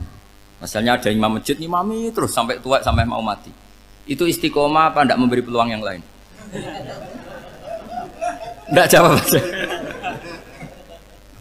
Jadi itu manusia. Jadi pas baik saja buruk, apalagi pas buruk. Kayak saya gini di sini ngajar baik, tapi saya ada tidak sopannya harus di atas. Padahal banyak orang sepuh, ada Pak On, ada beberapa yang kan terpaksa nggak sopan. Tapi sampean yang nyuruh, berarti sampean yang dosa. Kemarin-kemarin saya minta di bawah supaya ganjaran saya utuh, ini gara-gara begini ganjaran saya ini agak terkredit apa terdebat itu karena itu. Saya teruskan. Jadi manusia itu punya sisi itu karena manusia itu dzalum dan apa jahul. Wa kanal insanu dzaluman. Problemnya ini ngadepi Allah yang selalu pinter, yang kita selalu bodoh. Misalnya gini, kamu ditanya Allah. Ini contohnya Imam Malik. Ikla hadi sokhroh fa inna tahtaha dhahaban. Coba bongkahan batu itu kamu angkat, di bawahnya ada emas. Lalu budak yang pinter berlogika. Oh disuruh buka itu karena ada emas toh. Berlogika. Kalau budak yang goblok enggak, ya disuruh ya diangkat saja. Ada emas apa enggak karena perintah ya diangkat. Yang satu nurut karena perintah, yang satu nurut karena ada emas, ada sesuatu. Logikanya suatu saat Tuhan tuh hanya bilang gini tok, ikla hadis sokhroh, batu itu angkat. Yang nurut yang goblok permanen tadi kan langsung ngangkat. Yang pinter, ini ada apa lagi Gusti kok harus diangkat? Ya gak ada apa-apa, nyuruh saja kata Allah gitu. Oh ada bisa, sesuatu harus ada alasannya. Itu kira-kira mangkel loh Pak? Oh mangkel. Nah, logikanya manusia seperti itu. Makanya dua murid pinter, di rakyat pinter, presiden ya susah mesti demo. Goblok ya susah di sini uang. Ini kan nggak ada pilihan. Memang manusia itu nggak ada pilihan. Nah sekarang masalahnya gini di fikih ini saya kembali lagi ke fikih. Pertanyaannya secara fikih begini. Misalnya iddah. Iddah itu seorang perempuan ditinggal mati suaminya atau ditinggal atau cerai. Itu kan ada namanya apa? Iddah. Iddah itu memastikan apa tujuannya? Memastikan rahim itu steril dari mani atau sperma zaut awal. Supaya nanti kalau dinikah orang lain tidak terjadi ikhtilatul nasab. Oke, berarti iddah kita beri argumentasi secara ilmiah li baro'ati rohmi. Jadi misalnya Zaid menceraikan istrinya Sri dalam keadaan masih bisa haid. Iddahnya 3 kali masa suci. Wal mutallaqatu yatarabbasna bi anfusina salah satu guru. Lalu karena secara teori medis kalau haid berarti bukti tidak hamil. Apalagi kalau haidnya terulang-ulang sampai 3 kali pasti tidak hamil. Sehingga kalau nanti dinikahi orang lain pasti kalau ada anak ya anaknya zaud sani atau zaud kedua. Berarti alasan iddah li baro'atir rohmi. Oke, kita sok pinter, sok bijak. Pertanyaannya adalah sekarang sudah baru 1 bulan suaminya di Malaysia nggak pernah ngumpuli. Dicek di medis juga berbukti tidak hamil. Apakah boleh tanpa iddah? Semua ulama mengatakan tidak boleh. Tapi ini kan rahimnya jelas bersih. Ya karena iddah itu nuruti perintah pangeran. Pokoknya tetap iddah. 3 kali masa suci. 3 kali masa suci atau masa haid. Itu ada perdebatan ulama. Tapi kan ini terbukti bersih Gus. Meskipun terbukti bersih kata Allah harus iddah 3 bulan atau berapa kira-kira 3 bulan 4 bulan ya tetap harus iddah. Kowe milih mana? Sok pinter Gusti berhubung ini. Pangeran mbok terangno gitu. Berhubung. Jadi Tuhan apa mbok wari berhubung Gusti ini jelas steril dari sperma zaut awal, enggak usah iddah Gusti. Sama aja kamu disuruh majikan kamu ikhla hadis sakhra berhubung enggak ada apa-apa, enggak usah ya. Kira-kira mangkel ndak budak yang seperti itu. Mangkel. Maka dibutuhkan kebodohan dalam beragama. Betul itu memang. Makanya Nabi itu unik pernah bilang itu gini. Aksaru ahlil jannah al-bulhu. Aki-aki penduduk swarga itu al-bulhu wong goblok-goblok. Maksudnya goblok yang jenis ini bukan goblok betulan maksudnya. Maksudnya goblok jenis ini itu ya tetap pinter tapi pinternya dibuang pura-pura goblok demi samina. Nah, jadi saya misalnya kok pinter dan goblok tadi sekaligus. Pinter dan goblok. Ya bah ikhla hadis sakhra fa inna tahta hadaban. Tak angkat karena saya tahu di bawah ada emas. Tapi di hati saya sajane ya mergo perintah. Suatu saat kok disuruh Allah ikhla hadis sakhra, perintah ya tak angkat. Ya sudah. Jadi ya pinter ya goblok. Saya tahu namanya perintahnya Allah pasti ada hikmahnya. Hikmahnya iddah adalah li baro'atir rohmi. Tapi hikmahnya jadi kawula adalah nurut perintah Allah, cek tahu alasannya maupun tidak. Lah di sini ada illatul hukmi untuk membangun kecerdasan, tapi ada loyalitas untuk membangun ubudi. Ya, bahwa kita ini kawula roh tetap loyal. Makanya tadi pagi saya cerita Sayyidina Umar. Sayyidina Umar kayak apa cerdasnya? Tapi tetap ubudi ya. Yaitu Rasulullah SAW sering dibully orang kafir. Muhammad tuh gaya-gaya nantok. Wong ora oleh nyembah berhala, ora oleh nyembah watu, jebule ini nyembah Hajar Aswad. Karena dilihat dari jauh kan tetap nyium Hajar Aswad.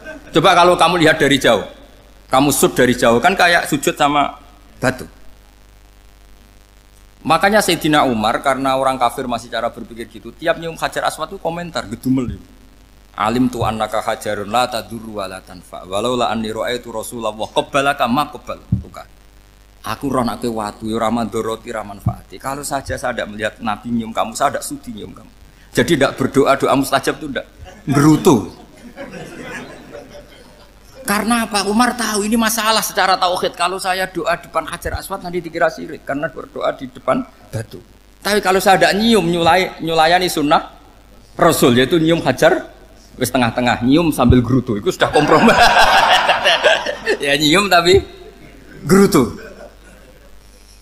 Kayak apa? Makanya ya cerdas tapi ya goblok tadi ya cerdas. Itu uniknya Rasulullah. Jadi muji orang pintar ya sudah langit. Tapi Nabi pernah dalam satu hadis mengatakan aksaru ahlil jannah al-bulhu. Aki-aki penduduk swarga itu orang bodoh. Artinya orang bodoh itu bukan bodoh betulan. Dia meninggalkan akalnya demi loyalitas ubudiyah. Nah, untuk menutup sesi ini terakhir betul tak tutup setelah ini selesai. Untuk menutup itu bukti begini, perang Badar itu perang yang nggak mungkin dimenangkan umat Islam karena orang kafir itu 1000 dengan pasukan full dengan peralatan perang full. Rasulullah itu tahun kedua Hijriah itu pasukannya hanya 313. Itu pun pedang itu untuk orang 5 itu hanya ada pedang 1. Jadi kalau mau dibaca orang, sih kamu nilai pedangnya aku.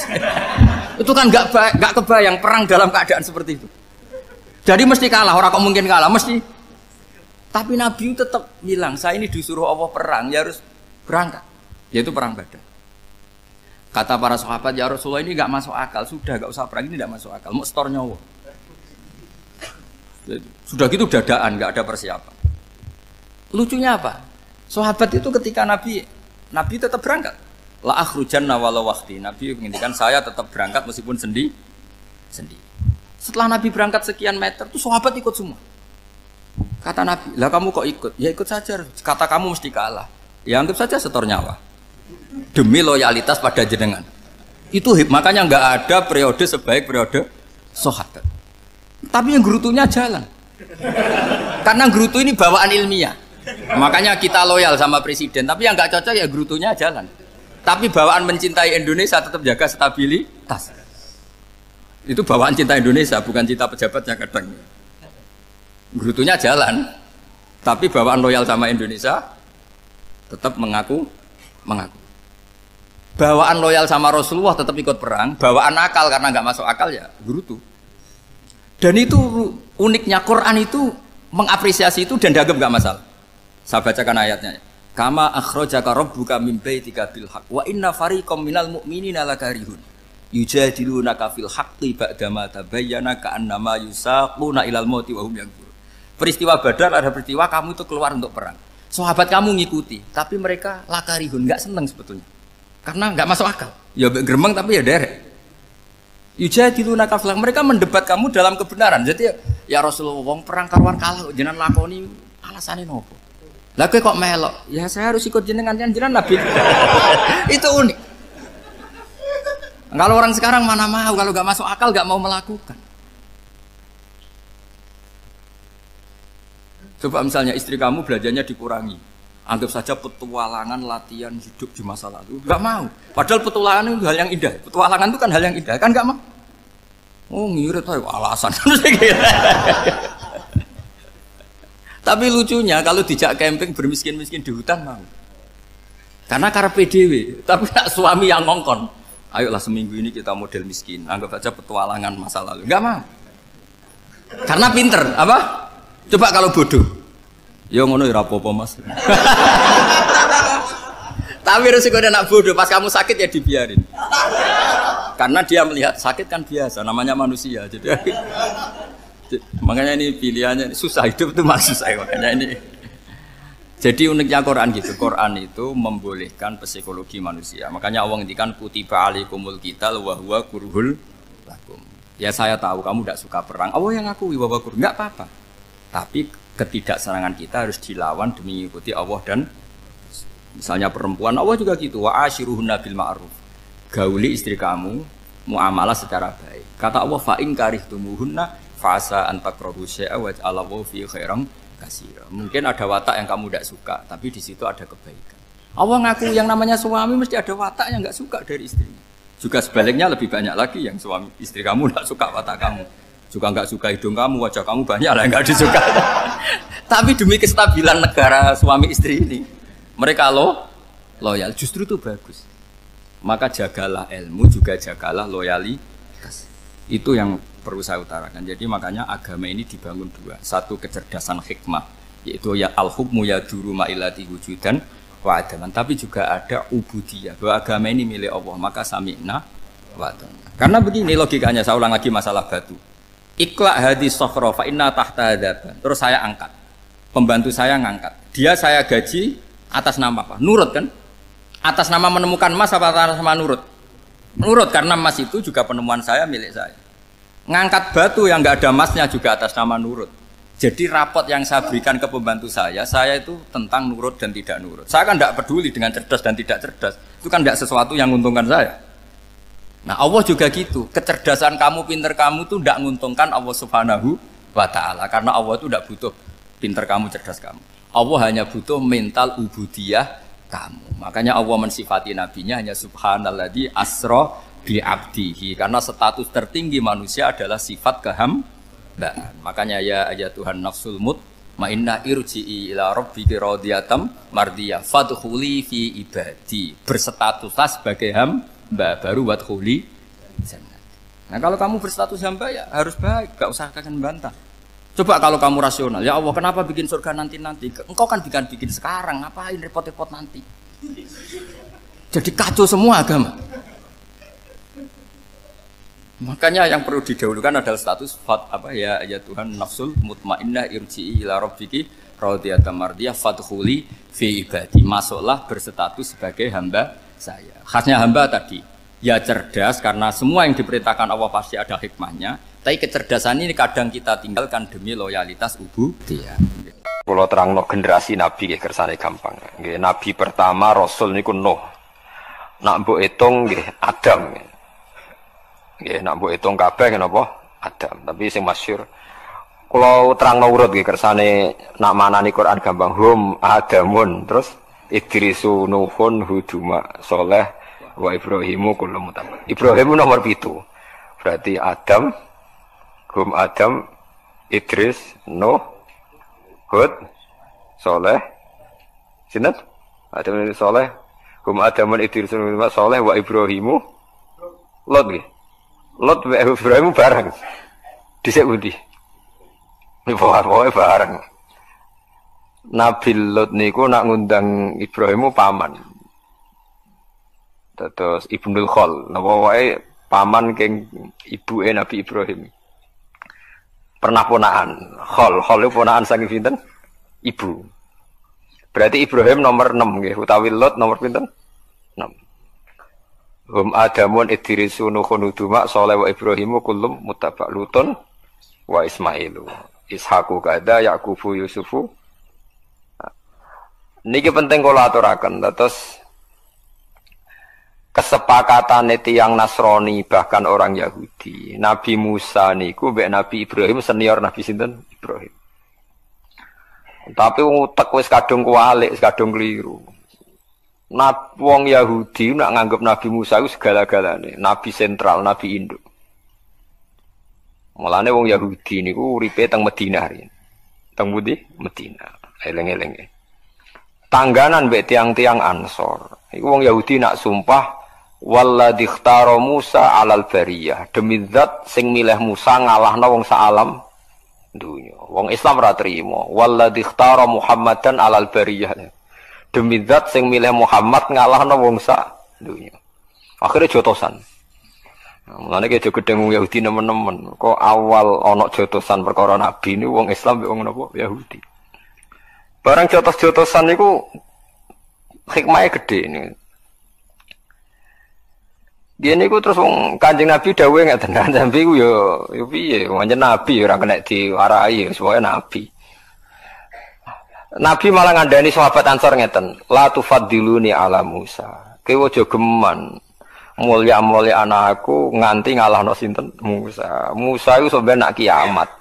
Bar gempa bumi besar iku Musa iku tak delok iku sekelan tiang aras. Dekne mbek gedak-gedek nyerbeti lemah sangka rambutnya. Jadi Nabi Musa itu supaya ngetan-ngetan buai lemah saking rambutnya. Wong tangi turu saking kubur. Terus dawuhe Nabi, aku ora roh. Dekne lagi tangi, apa dhisik aku? Pokoke ketemu wis ngene iku. Lucu ta Nabi. Nabi ku nak wong Yahudi ku yo piye, yo mangkel, yo seneng, yo campur-campur. Akhire ana perdebatan. Perdebatan itu syaratnya jari Nabi ku engkau nak debat sing ilmiah dari Kanjeng Nabi. Iya dari wong Yahudi. Kanjeng Nabi terus gawe cerita mulai nek. Ana alamilati Ibrahim. Kowe aja geman nyalano aku. Aku iku alamilati Ibrahim. Hampir semua ulama niku sepakat satu-satunya nazoman sing Nabi urut sesuai periodene namung teng Aqidatul Awam sing dikarang Sayyid Marzuki. Mulane dadi kitab legenda teng Indonesia. Mergi urutan Nabi sing urut niku namung teng kitab napa? Aqidatul Awam. Termasuk dhisikno Lut, Ibrahim, Ismail guri. Mergo Ismail iku anake Ibrahim. Sementara Lut itu semi kanca, napa? Kanca mbek anak dhisik kanca. Mergo kadang kanca kawin wis nekani, anak mrungono. Lah Nabi Lut Ibrahim sami napa? Kanca. Mulane fa amana lahu Lut wa qala inni muhajirun ila rabbi. Dadi Lut itu sami kanca be Nabi Ibrahim. Nabi Ibrahim nabi pinter.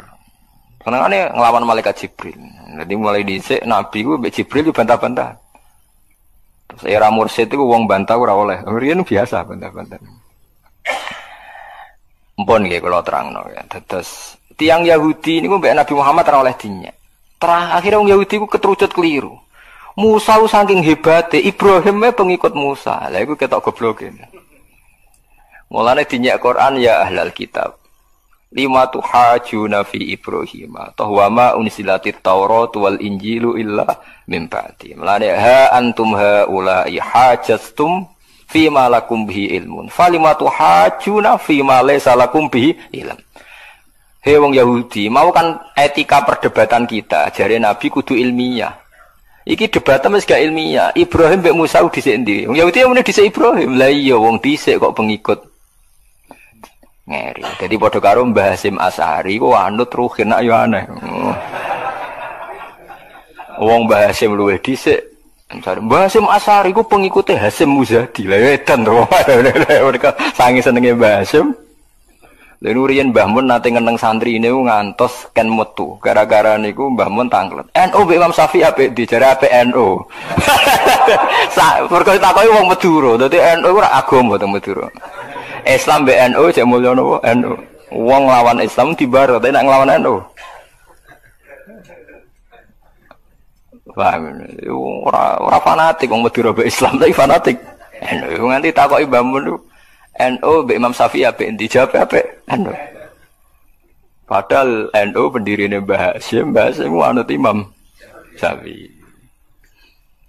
Nah, mana wong alim-alim sing mutung BNU langsung nyekeli madzhab Imam Syafi'i. Perkara NU jog diorganisasekno fatwane ra macam-macam. Nah, wong alim terus mencolot langsung anut Imam Syafi'i mergo anut organisasine kadang kecewa paham nggih. Wong dukung mendukung paham gitu. Dadi iku Quran. Dadi mulane nak ngaji Quran nak sing saged nggih diangen-angen. Nek mboten saged nggih anut sing angen-angen. Dadi ya ahlul kitab. Hei ahli kitab, kowe kok berdebat tentang Ibrahim? Dan mbok klaim Ibrahim pengikut Ibrahim toh wa ma unzilatit Tauratu wal Injilu illa min ba'di. Terus afala taqilun. Akalem udah kok ndi. Sebab itu Nabi Muhammad itu nabi paling realistis. Beliau gak tahu muni gawe negara Islam atau gawe agama Islam. Beliau berkali-kali ngendikan kul ma kuntu bid'am minar rusul. Aku iku ora rasul sing bid'ah. Mergo aku mau anut Ibrahim.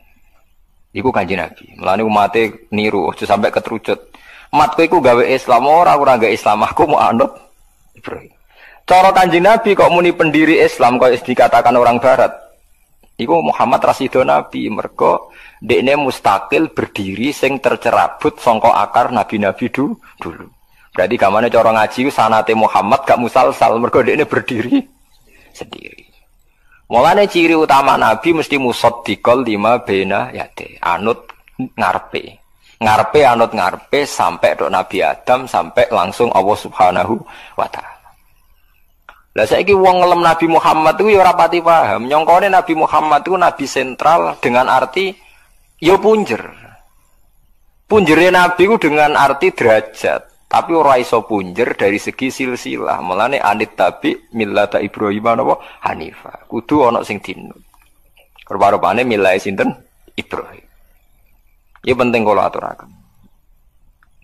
Sebab niku jeng ben. Nah iki lucune, iki mulane nek ngaji aku sampeyan go sanggup mati ya, go sanggup mati. Nabi Ibrahim ditakoki pangeran, "Him kowe tenan wis dakwahi kaumem?" "Mumpun Gusti, kula pun mulang kalimat tauhid." Padahal niku Nabi sinten takoki malih. "Sa Musa, kowe wis tenan dakwahi umatem tauhid?" "Nggih sampun Gusti." "Sa Isa, kowe wis demen dakwahi tauhid?" "Ya sampun Gusti." "Seksem sapa?" "Muhammad," jare lucu kan. Lah iku. Kanjeng Nabi paling guri tapi dianggap seksi. Lah iku mungkin ada di seksi itu tadi. Rantai itu ana induk. Sing pertama digawe rantai pertama. Terus digawe nganti rantai terakhir. Bukti nak rantai terakhir, rantai ngarep iku coplok orane tergantung rantai guri. Ngger rantai guri iki wijek, berarti ngarepe yo ijek. Mergo ijek centelan. Kalau riyen nggih mikir nganti bingung nganti salat hajat tuh piye karepe. Nabi ku musalsal ku rantai. Mus paham ya, kowe sing gak dadi khawarit, paham dadi khawarit. Rantai ku nak sing ngisor iku ijek gandengan kados kalung utawi napa sing tau dikalung bojone rantai aku ya ora tau duwe rantai ngono. Rantai luwih ana anggere wong duwe rugen duwe tak nyancang wedhus ya. Rantai ku nak gelang sing pol ngisor gak coplok, berarti bukti gelang dhuwure ijek. Paham ya? Nak gelang dhuwure ra coplok, gelang dhuwure isih. Lah nak sing gelang pertama sing dhuwur misalnya Nabi Adam, ora ono seksine dekne berdiri sendiri. Mulane nek takoki ra iso jawab, "Dam, buktine apa nak kowe dakwai?" "Dam, buktine apa?" "Sa Isa." Jawabe Muhammad jare. Mergo ranting ngisor ku nak ijek, berarti dhuwure ijek. Anggere ijek dhuwure isih. Lha iku rasul iku kalimat tauhid itu musalsal. Mulane kabeh nabi ku jare anut ngarepe padha-padha mempertahankan kalimat la ilaha illallah. Ini disebut wa ja'alaha kalimatam baqiyatan fi aqibihi. Ciri utama nabi gawe kalimat la ilaha illallah abadi.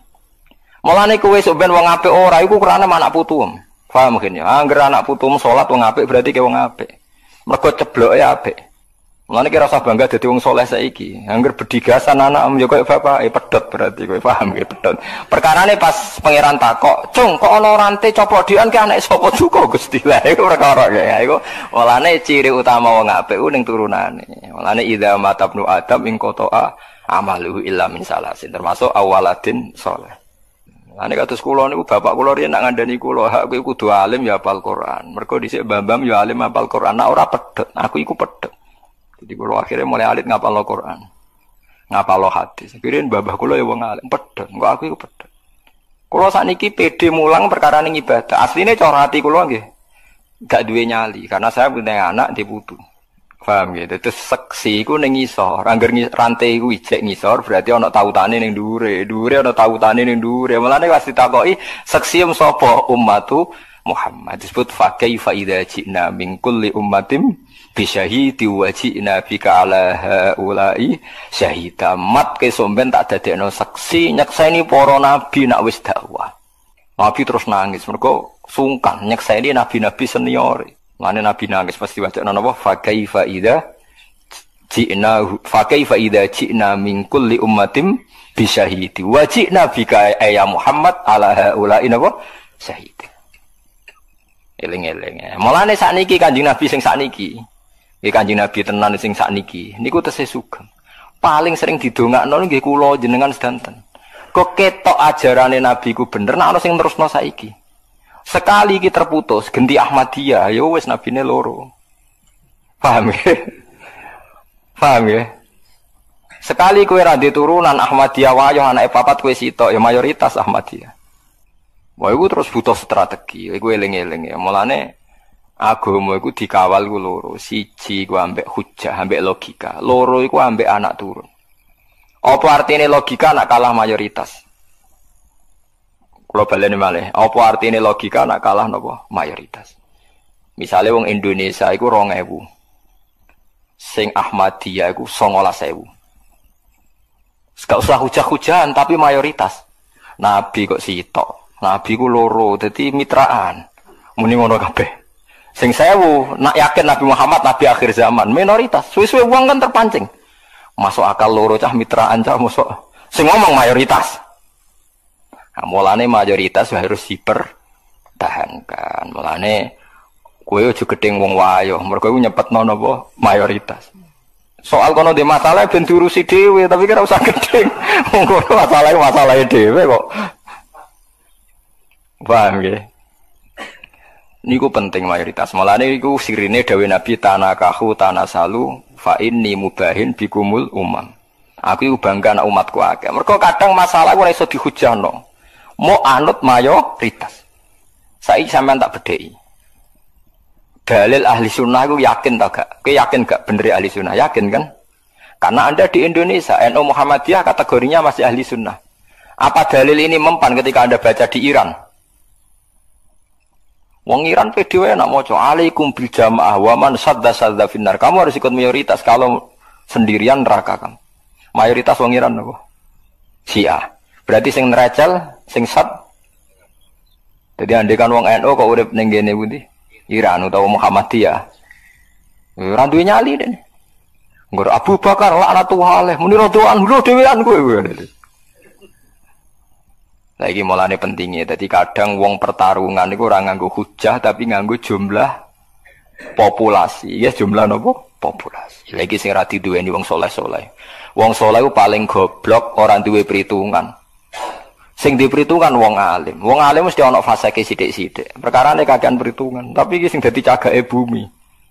Mane wong nak ngenyek wong alim ku kena racune wong alim. Ke wong alim sing paling roh perhitungan sesuai sunahe pangeran. Senajan to kadang rontok fasik. Lah wong saleh mau klunak-klunuk nek ora roh perhitungan, ngerti-ngerti mati, ditahlili wis mati, wis ngono tok. Mane wong saleh wani wong alim kuwala. Eling-eling. Mergo niku wau. Kula nate maca fatwa Imam Nawawi niku nganti beliau ku nangis. Umpama wong sak donya ku Islam kabeh, fasik kabeh, iku wajib untuk saham. Piye wae ndekne memberi kontribusi Islam tu enggak barang asing. Saya saiki jajal misalnya mayoritas ning donya ku kafir, ana Islam soleh kualitas A tapi mau sithik. Islam jadi barang nopo asing. Kalau baleni malih, misalnya sak Indonesia iki wonge 1 juta.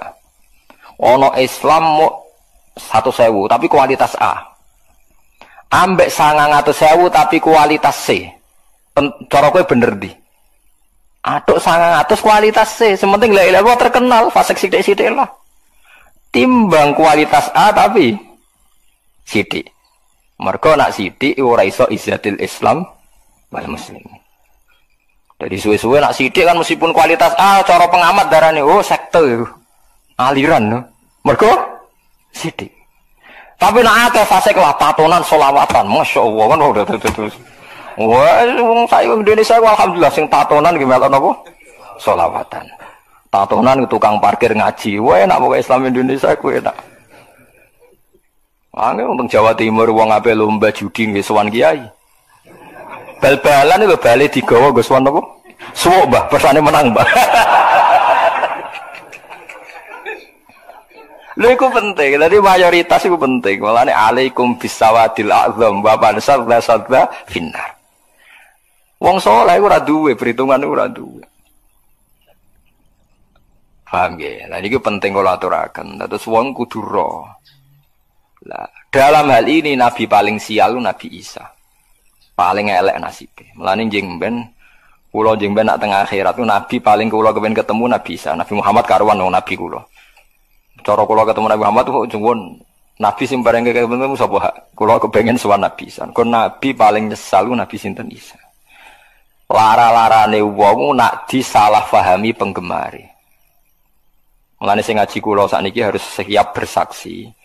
Hadis ning Bukhari iku sahih. Nabi ngendikan fa'arju an aku na aktsarahum tabi'an yaumal qiyamah. Nabi itu mengklaim bahwa pengikut beliau itu terbesar di dunia sampai kiamat.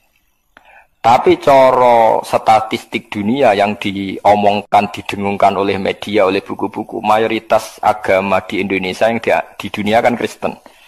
Islam nomor 2. Ini ku coro kula keliru. Nak sing terkait Isa iku keliru. Nggih sing terkait Isa napa keliru. Kelirune ngeten.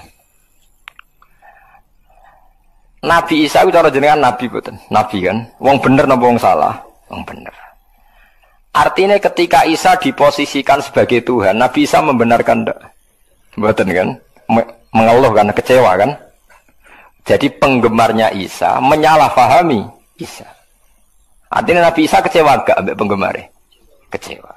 Nak ngono mereka itu pengikut Isa apa enggak? Enggak kan? Berarti misalnya wong Kristen jumlahnya sak donya sak miliar lah, iku hakikate ora pengikut Isa. Ndak semua.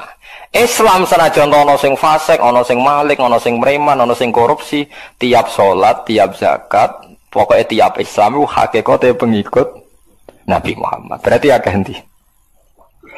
Akeh Kanjeng Nabi Muhammad sallallahu alaihi wasallam. Malah cara aku Isa ora di pengikut, mergo sing darani anu dekne salah. Lho iya tong darani Isa ibnu Wara. Kulo nu syukur tenan dadi wong alim termasuk saged paham niku. Nak ngono kira usah ati cilik, Islam mbek Kristen wae akeh napa? Akeh Kristen, mergo hakikate akeh napa? Islam. Gus sing anut Nabi Isa, niku cara Nabi Isa sugeng nggih kecewa, mergo carane anut. Napa? Salah. Paham ya? Lho nggih cara Nabi Isa ketemu wong Kristen pendeta, iku ora pengikutku, aku ora ngajariku kan tangisan tenan kan? Nggih mboten. Lah iku pentingnya ngaji nggih. Sedekah Rasulullah ketika ngendikan fa'arju an aku na aktsarahum tabi'an yaumal qiyamah. Ya mergo anggere pengikute akeh ning kiamat berarti ning donya ya paling akeh. Mergo iso anut nabi ning akhirat kan bergantung status dekne ning donya dianggap pengikut. Lane jenengan sing syukur meskipun jenengan fasik sithik-sithik ngeten iki pengikute Kanjeng Nabi. Mergo la ilaha illallah Muhammadur Rasulullah.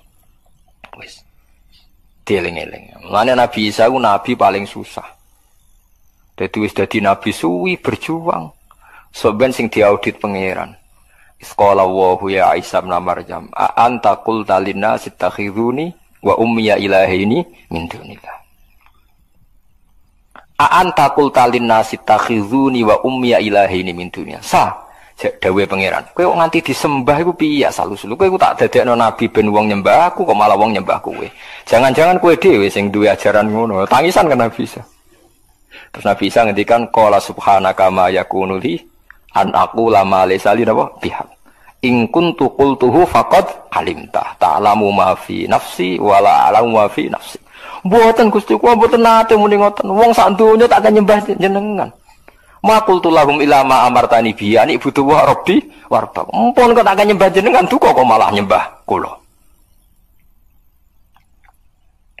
Lah niki penting kula aturaken. Terus kadang kita iku ora butuh kualitas, tapi mau jumlah butuh napa kuantitas.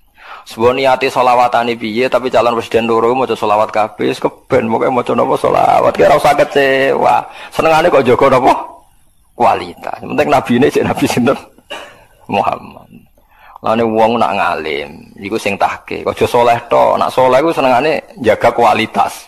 Nak wong alim ora, mulane wong alim rodok prong fasik sithik-sithik perkara ndekne butuh kuantitas. Ndekne duwe perhitungan. Lho kula bayangno nggih, kula bayangno teng donya kula bayangno. Umpama ana ning Indonesia wonge 1 juta. Sing 100.000 alim kabeh, saleh kabeh. Sing 900 Islami Ahmadiyah. Otomatis tetap logika Ahmadiyah lebih mapan karena didukung mayoritas. Hujah itu tidak ada gunanya di depan mayoritas. Iku hebatnya Kanjeng Nabi ngendikan tanakahu tanasalu takasaru wa fi riwayatin mergo fa inni mubahin bikumul umam. Kena suwani kawin anak menang akeh. Mane iki kajen iki kudus anak do 9 11 13 akeh.